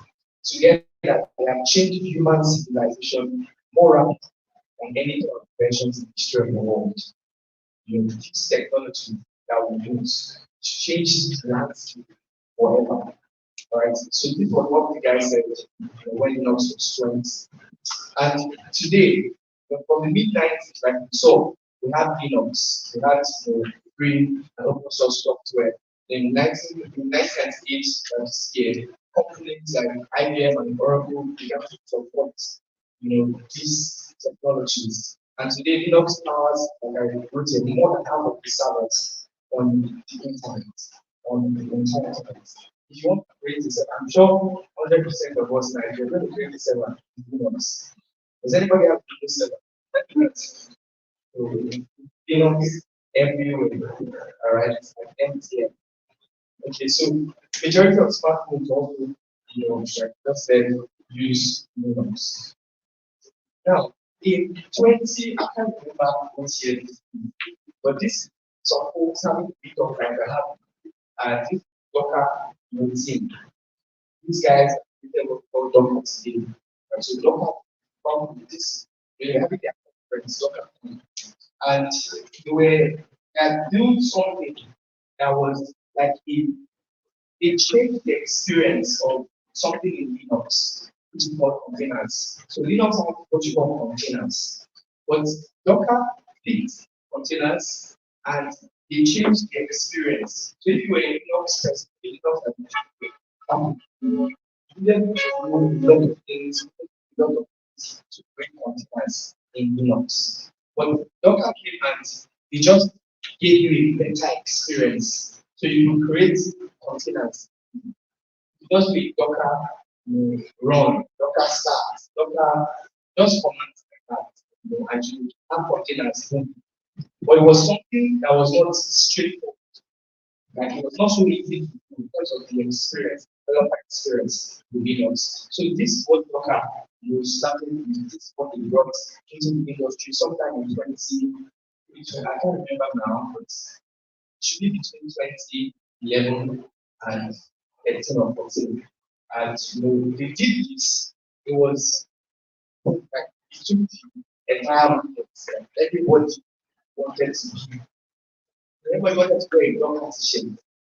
Do you understand? And so they did that. And the founders of Linux giving a talk at the end of that particular conference. I think I want to use Docker really did change the world. The headline. Docker, the startup that changed the world. So they were just 1 year, 2 years, and they are doing something that was going to change the entire industry. And Docker 2014, this is the announcement call for papers, for people to come speak at the conference. I don't know if I it was the bad thing for them or a good thing, all right? And they made this announcement, come to a conference like we did also on Twitter, and we got Nancy and Michael to speak as well again. I appreciate you guys. And in 2014, some guy came there, he applied to speak, and backstory, let's go back again. We had the cloud community. AWS was the market leader sometime 2009, 10, Azure was also coming in strong. GCP was like a baby, and they wanted to have a share of market, of cloud computing markets. And so they tried to think, what can we do? How can we get a piece of this pie? And in 2014, they said, let's open source one of our softwares. Let's bring it down because they have been working on this thing internally that was not get scale applications. The cloud can scale applications, quickly. Velocity of development is now, almost instantaneous. You can create a server within 5 minutes. Before now, I've seen the data now. What's the data? Of course, not too many servers, but that literally upload cables, computers, set up a server, which is time consuming. But cloud computing, when you have APIs that you can also do AWS control or Azure control or GCP control, you can just click. So API calls, you just shut the server for you from there. You're all good to go, you're not managing anything, power, everything, ventilation servers and all of those things. And so cloud computing was in as well. But so these guys needed a piece of pie. We talked about Google now. And so they felt we are doing something that is skill, their infrastructure, their systems, their applications, massive. And this that they built, was all for URG. And they eventually said, well, we can bring this community, we can open source it, and in this conference, he came and said, well, we're releasing it. You can see he was, look at this guy on the right. All right, he was like, well, we're just using this software called Kubernetes. And when they renamed it from Go to Kubernetes, it was rewritten in another programming language, Golang. Those people need to create also so they wrote this software Kubernetes in Golang that they came to DockerCon and they said, we're releasing this game. So Kubernetes was supposed to be a container orchestration tool. So Docker had containers. So it was the right conference. You have containers, but now you don't use scale. You want to orchestrate your container ecosystem. Kubernetes can help you. So Kubernetes was, derived from different words. Right? That means non-stand. Non-stand means the there's a tool in English, for instance, that you control issue. Kubernetes was supposed to be like that. So okay, let's even make more graphic. You have a ship that carries containers. All right, container don't land. All right, so you have a ship that a cargo whatever that carries containers, and there is helms man that directs, that orchestrates all of these things. So it goes from school, Africa, and what have you. So that's how Kubernetes. That's the name. That's what it implies. Just another side news. Kubernetes is also called KS because it spells Kubernetes. It starts with K, and then it gets us in between the entities. So sometimes people call it KS or K. So that makes sense. But so Kubernetes was launched already in conference, and they were like, well, but Docker was a huge block. They were big guys. They had changed the world like we saw, as people thought. And Docker had a tool as well, which was supposed to orchestrate containers called Docker Swarm. That's it. And so, from what I read and that week when Kubernetes was launched, all of the distributions of Docker Swarm dropped zero. So it was like these guys stole the show. Do you understand? And so Kubernetes came, everybody wanted to smoke Kubernetes. People began to tell me, and one of my favorite guys in Kubernetes was like down. He was preaching Kubernetes everywhere he go. All right. So he was in every conference talking about Kubernetes. Everybody got like Kubernetes. No one now like but when I began to learn Kubernetes in 2019, I was taking the video. So if I was in that conference, I would not continue to talk so on. So, no offense, Docker. And so that was how Kubernetes came to the market, but they needed that piece of cloud computing market. And so today, Kubernetes has become like Kelsey days, it has become the operating system of cloud. Many of the things you run in the cloud, on the need is Kubernetes. I was speaking with a friend who works at Microsoft, and she's working in Azure team, all right, and I'm not supposed to use information, but she needed to have knowledge of Kubernetes because underneath many of the services that you see on Azure, Kubernetes was running on that. So she needed to have a proper understanding of Kubernetes. So Kubernetes has become like Linux. Do you remember what happened in 1991? Yeah. So Kubernetes has become like an operating system. And when you think about the system, what comes to mind? In fact, when you're using your computer, many times you just pick up your system, you're not putting up the system. Right? So it's almost abstracted. And according to Kelsey, it feels like the next decade of Kubernetes would be under that you will not see Kubernetes. So people are building platforms on top of Kubernetes, these worlds, like sometimes people are ITP, change yourself, yes, for ITPs. And so Kubernetes has become such a tool that is being used to build platforms now. And who knows what's going to happen in another 5, 10 years. But that's how Kubernetes came to be. And so this was in 2014. Well, we said it was a big, it's just another orchestration to the that's what we're saying. You know, it's in Nigerian balance. So it's just another orchestration tools on top of what you already have in 20. So Google announced Kubernetes, but Google was not competitor, all right? And we had AWS, we had Azure, we had GCP, but Google was the competitor. So really the two markets. And you cannot take, if you were wearing a Google t-shirt, you probably will not enter AWS, like what's going on there. You're wearing Google and you're entering AWS. So you might be now taking software that Google brought to the market and say, oh, why AWS was why it doesn't make any sense. And so business wise, they have to do something. What to do?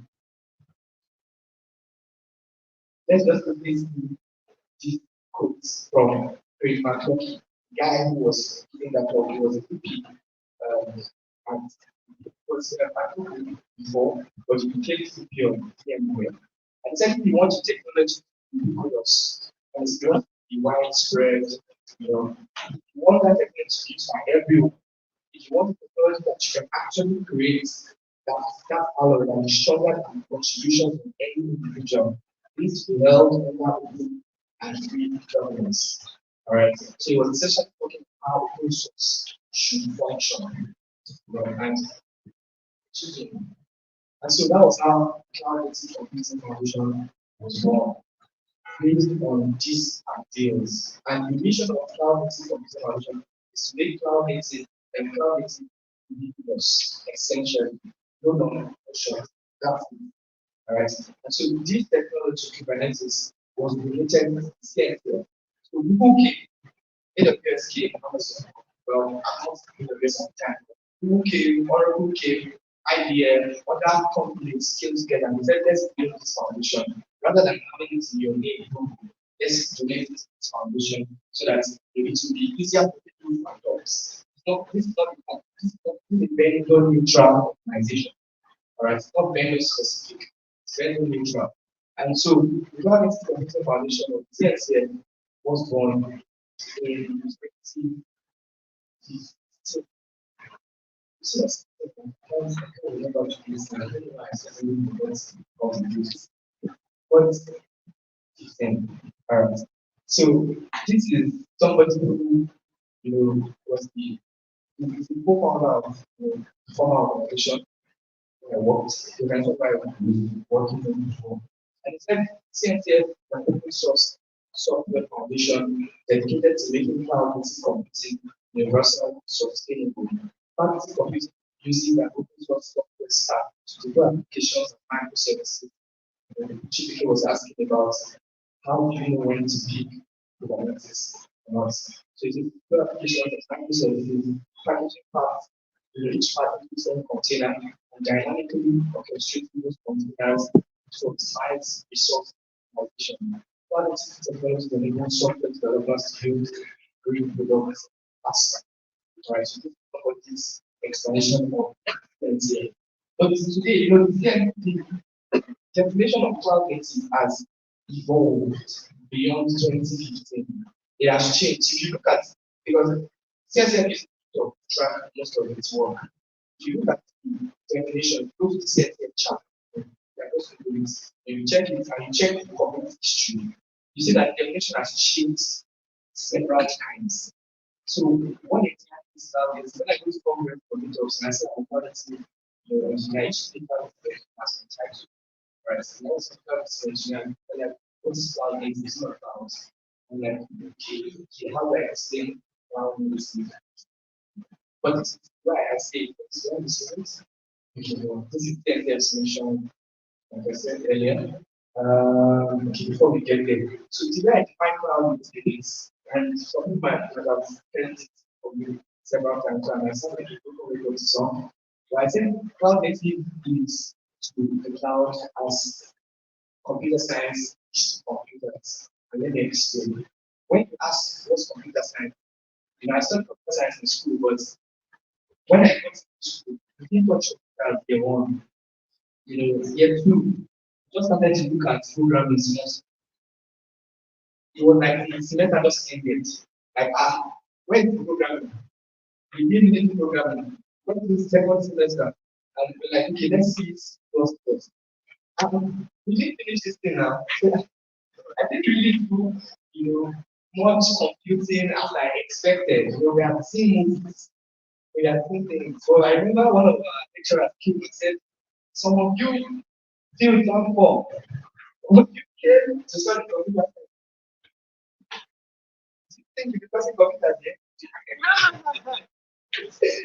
And he said that some people just glorify parties. Yeah, so we were doing mathematics, we were doing real analysis, we were doing abstract algebra, we did a lot of these things. And I didn't fully grasp computer science until after school. I began to study more, I began to learn more, and I came to learn what kind of the school I was reading outside of school curriculum. And I saw that I saw a definition which I statements that computer science is um, the study of problems and solutions. And there was an action and solutions that we could see. So I began to meditate and think upon that. So we have problems and solutions. Then it occurred to me when one professor, a doctor from the US, came to his symposium we had in computer science department back in school. And one of the lecturers attended why we working ourselves with algorithms. And at that time, it didn't make much sense to do algorithms. We did algorithms, and students then most computer science. Like you cannot take algorithms away from computer. That's the science. And so it now began to make sense to do that. Algorithms is step by step, steps solve the problem. So when you now talk about the definition, I heard about computer science. And computer science is the study of problems and solutions. It began to make sense that this is actually what is the tool that we use as a computer. So I now began to think when programming came, and so we push computers of course coming to the front, so it's many times when you solve these problems in computer science, you're not coding with it except you're a bad programmer. Because I'm not wrong to be a bad programmer, so you get the things paid. Right? But the many times you solve the problem and you're thinking of you're thinking of the complexity of your solution, you're thinking of the big notation. All of those things began to make much more sense to me. And you have to see why we needed to understand people notations, all of those solutions that we're creating. I have just think of financial softwares, health softwares, how these things are critical to everyday living. You can't build software that is dysfunctional and you kill people with your software. I remember I listened to Bob, everybody on Bob, well, see Martin, who has been there, and he, the author of the came hold, right, and he spoke was really tough. That talk is very popular talk, and he was talking about how developers need to. It was not so much as a technical talk as a governance talk. It was talking about how you get to clear rules in governance. How he said if you don't do this, that the folks in politics who don't understand good, you need to legislate against. And he was explaining how he was talking about clean code and putting in standards, practices, that people want to follow. Because if you don't do that, soon enough, there was a story shared about somebody who built software, and I can't remember what happened, but the software cost a major problem. And the guy was sentenced to jail. So he was citing examples such as if they are not practicing, to ensure that your rights, that this kind of things happen in your life, that it's you're not building software, but what you do recently, what you mentioned, one of the financial organizations had, a breach, a cyber security breach, and of course, sad to hear how that happened. But when things begin to happen like that, people come after you. People that don't know how to code will come after you, but that's because of another thing. Let's go back to the CNCF. So the CNCF mission is central holistic computing to be with us. And just talk about CNCF before we wrap up because of time. The community, of course, we have several projects in CNCF landscape. We look at the landscape today. A lot of people, look at landscape and just say that this is the problem. I called this thing there. I remember I was to somebody in an election this week. It was like, what do you think about organizing? That we are like this organizing problem for us. We are, but I wanted to have a deal with them. So, Kubernetes is not a silver bullet. It doesn't solve all the problems. It has problems that it solves, but I was also speaking at, I was like speaking to them first, and I was speaking with, I was asking a question to one of the speakers that why do you think you don't have a lot of people in cloud this space in Africa? And he was like, truthfully, we don't have need for many of these things, like some questions that were raised, right? Many of the organizations, for instance, think of big organizations that you know in Nigeria, tech organizations, and just ask how old is this organization? They start with how old.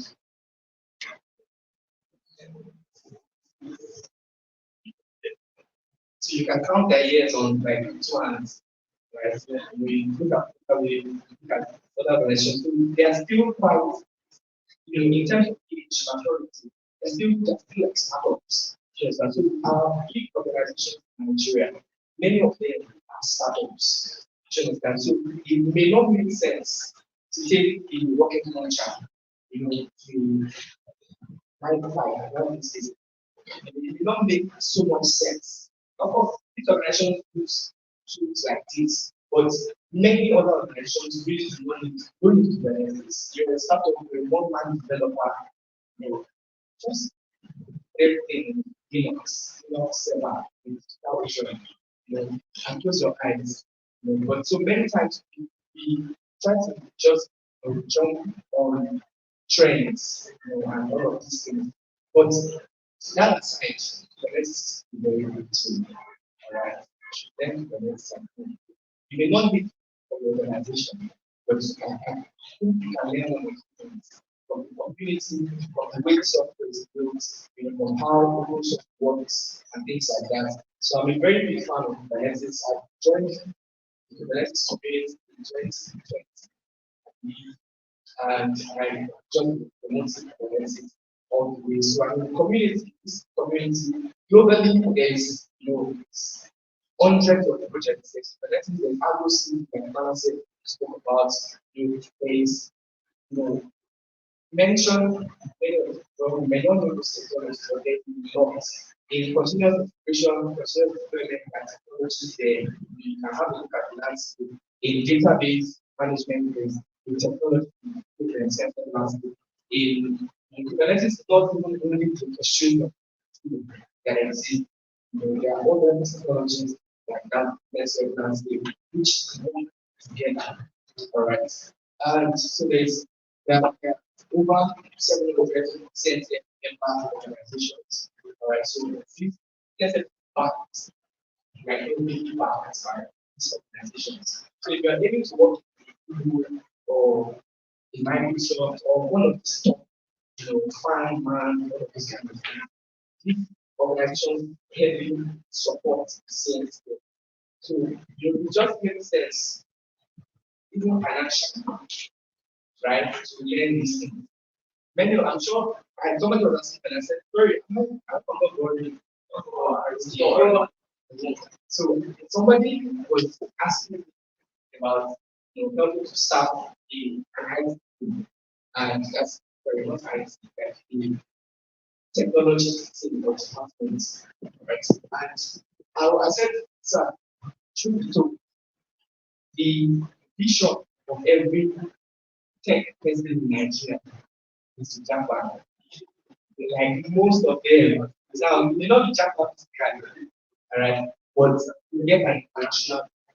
So he was saying that he doesn't want people that will come and will not be committed and they will do after 1 year. So that we make a brand.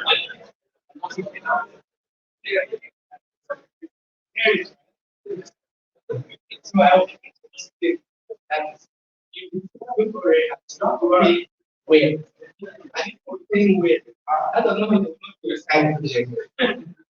That's the right? And that's a challenge, tech community. How people don't really work with certifications that we have. It's talents are very rich, but the community will help solve many of these problems. And I try to get in the community so that I can promote volunteer because I still communities. Right, that was why I joined this. I began to learn about the CNCF and things like that. And so we have certifications as well. There's over 130 certifications. There are new ones now. Like us talk about the KCNA, the Kubernetes and Cloud Association. And I don't know if you want us to speak on matters, I also talk about the security association, certification and stuff board. I was privileged to be on a team that will help to select questions and review questions that be on that platform as a master. Right. So that is also coming here. So there are certifications that we can take as well. And one of the things that we say was certification. A lot of people ask that should we, there's this fight about certification or not. And what I tell people is that in Kubernetes, when it comes to Kubernetes, I remember a question time it was those. And I commented, I said that Kubernetes, taking Kubernetes certification reduces questions about the proof of match from recruiters. If you take the Kubernetes certification, CKD, CKS, you take those exams, you too.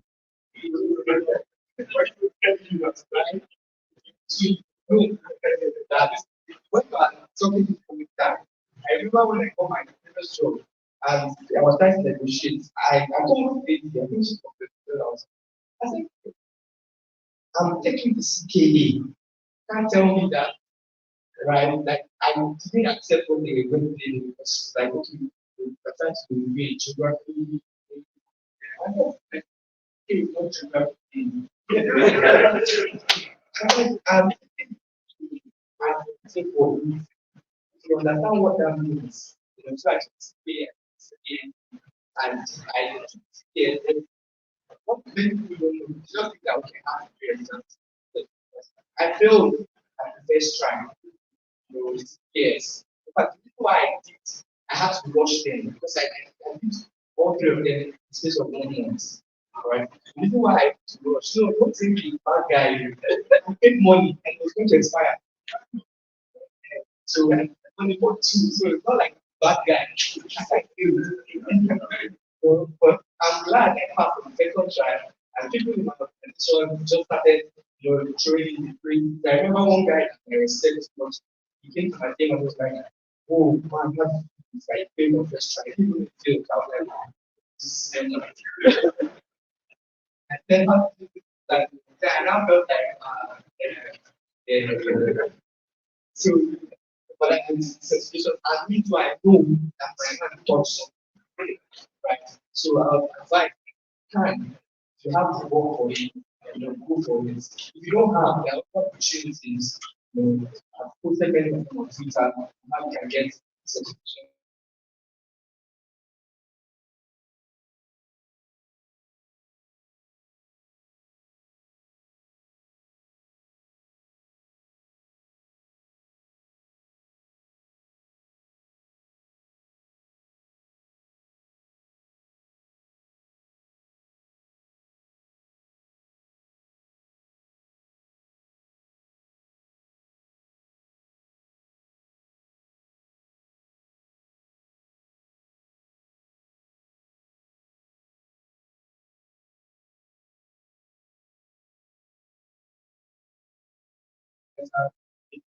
and Ayola as well, because the system is not yet. So we have these meetups, and we hope to do more meetups in the coming year. That's my main target, actually. I do not be asking me, I'm just very interested about it, and I want it. Championing the growth, the adoption, and development of farming in Africa. Right. So the goal of CNCF revenue is stewardship of projects. Right. So we help you with those that in context for beauty called excellent. And that tool was developed first time, was built by GIT, right, initially in JavaScript. But then that's the company I work with. We took that software and we're building something similar. Other organizations were building something similar, just the as a tech was working in Python script, so it was like built on the script thing, before it's something built on the thing. Right. So different people were working on that, right? They can talk that and we can separate. But I just want to and so we came together just to CNCF together. I said, why don't you merge all of this? It was not always happening in the comments, right? It was a trend, And he was saying, why don't you merge all of this? And there was a consensus and everything reviewed this in Golang. So the entrance was built, it's a controller as well, when I access Kubernetes system, facilities management, when they applied submitted the project in CSM and it passed. And became the CSM project. And last year now, from what I was talking about work as well. The offer CSM offers stewardship projects like that, right? They also foster growth and evolution of the system, which is an important system in Nigeria, Lagos, Africa. There's those looking for line technologies, things like that, some communities by making this technology accessible and reliable. So there's a whole lot that CSF does in that technology. There's funding actually for these technologies from CNCF. Just for 5 minutes, I was reading something last year about security, cyber security. US government, I was interested that the US government began to really, it was a huge in terms of cyber security, and US government had to stay, so how big things we work in can go. And they have a say as to how things should now, what Robert Party said, back in the day. I was seeing it like, okay, and I was trying to follow the videos. I saw that one of the things I said that began to do was to create something called the software unit of material, the SQL, where if you have, for instance, small shops and just have I don't know if vendor puts any label on the specific ingredients. You can see the ingredients from cereal that you're having. You can check what's the failure for how many percent. You can essentially know what's when these stuff that you're eating. And they began to do things that can help you to track what's in your software.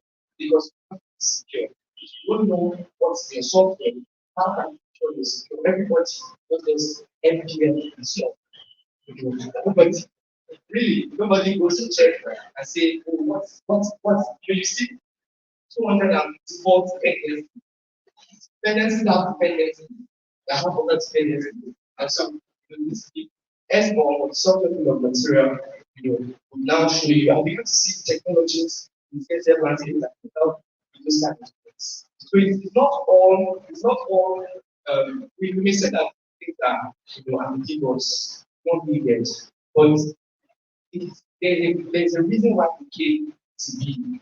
Right. Our markets as Lagos and Africa might not be mature enough, for it to understand the issue. Use what works in the markets. But these things also have to be global. Right. And so there are people who are seeking to make this technology to where they are. And you can also get involved. But this TSM one, it looks very way ahead. Like there's a lot in it. Okay. All these things are different technologies. Kubernetes somewhere, one of them somewhere. And as a developer, people learn on this one. You get like before Kubernetes said, you've not finished learning it. You don't want to learn this one, learn that one, learn that one, learn that. Why? You know, so developer, you might feel like it doesn't want me out. All right, but you don't have to get everything for what I know. Okay, yeah, I know I'm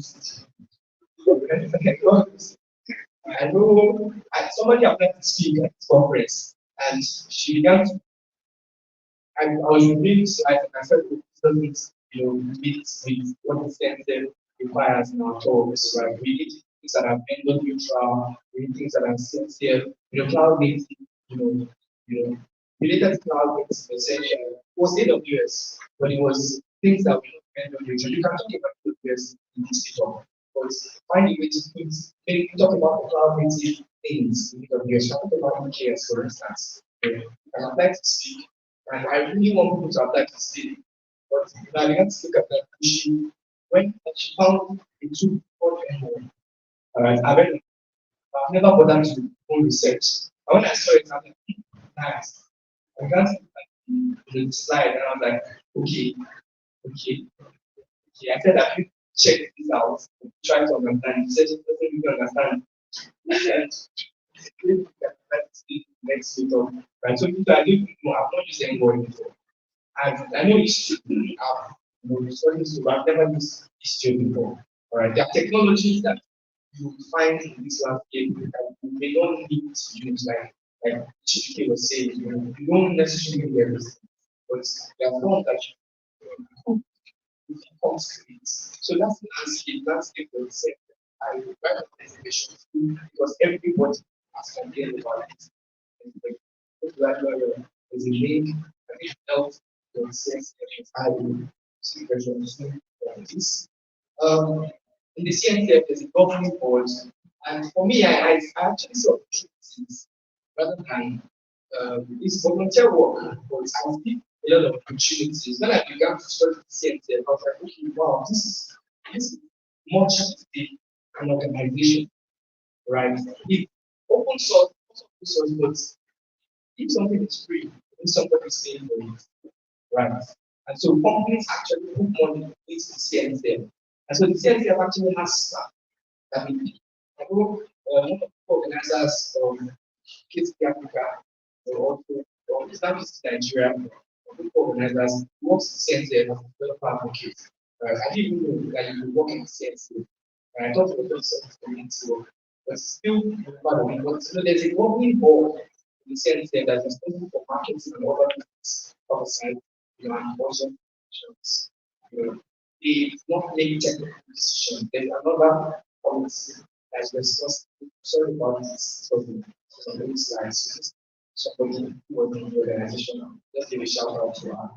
That's about that. So there's a TOC, technical oversight committee. They're responsible for the technical vision of the CNC. There's actually a city in the CNC, but it's been to Nigeria before. So this is last year or 2 years ago at the Oscar Fest. It was at that conference. So there is a technical committee. They're responsible for the technical vision. They are pre projects, bring the conceptual architecture projects, with the align projects as well. Get improves and of course find best practices or common practices for these projects. So there are members as well in the CLTF. There's a platform member, gold, silver, there's also the end user, there's academic and non members as well. So these organizations talk about organizations you want to work in. All right, they are members of the CLTF. Moving forward, there are events. The biggest of events that CNCF holds is the QCon 2021. It happens yearly. There's QCon Europe, there's QCon North America, there's QCon. I know of Europe and North America. North America happened last month, right? Sorry, I can't remember the last month, but it's 25 days. right? It's like over, I think this year they had over 50,000 people in that conference. So those who are from Lagos, from Nigeria, who were in that conference. Many of the it's a conference you tired in different cloud space. And trust me, a good one. All right. So there's keep contact on next one happening in France. So just a passport. Yeah, get your visa. Yeah, and get Cape Town, having gone. There is community days, used to be case in Africa, but is now Nigeria because some folks in other parts of Africa needed to spring up to lead communities over there. So I'm also a member of I'm a member of this case in Africa. There's community groups, or you have hundreds of community groups all over the world. CNCF Lagos is one of them. And like I said, we should with organizer, I'm also an organizer at CNCF Lagos. So to add to that, suppose we're asking about communicating, how do you communicate? Right, so we have this CNCF Slack. You can go to CNCF Slack or CNCF because you can just do CNCF Slack and you can join that community open to everyone. Right, but we also have a channel there which was just created today, for CNCF Lagos. Love to ask questions, but I don't think WhatsApp would be very good to have people join. So there's already a community. There's KCP Africa there. Uh, there's Africa channel. There's now CSF Lagos. So you can just be there. You can join and ask questions. Hopefully, we'll be able to have kind of meetups monthly, right? But not doesn't have to be right, virtual. Putting this kind of lecture or something this way that. So we want you to participate, you want to speak, apply to speak, sharpen your skills, and come and give us just blow off the beat on how to store that. So one community strongly, then community. When we're planning this, in fact, there was things get scared that this one that people are already carrying feelings. And you show it's not a conference, so everybody that has it's not a conference, so when you come and join that conference, so it's not a conference, it's just a meetup. We were not looking at having like 1,000 GDG delegates can go there, where I tried to but this one is just small, just learn something. But I'm like the organization, right? But come and ask questions. And that's essentially what I'm looking at. What how people learn, really learn, right? That's progress people are doing. You know, just look at the question, you know what's happening. Smart. So, then no open anybody. Yes, you know that. And so this one is not a meetup, right? There's a conference which hopefully will happen next year. So I think I get involved because I think to run home can become a member, a member. There's an organization in South Africa that was mentioned before. They are a government organization and they're doing very strong in the government space. In fact, I look up this survey, I want to find out what's happening in the landscape in Africa. So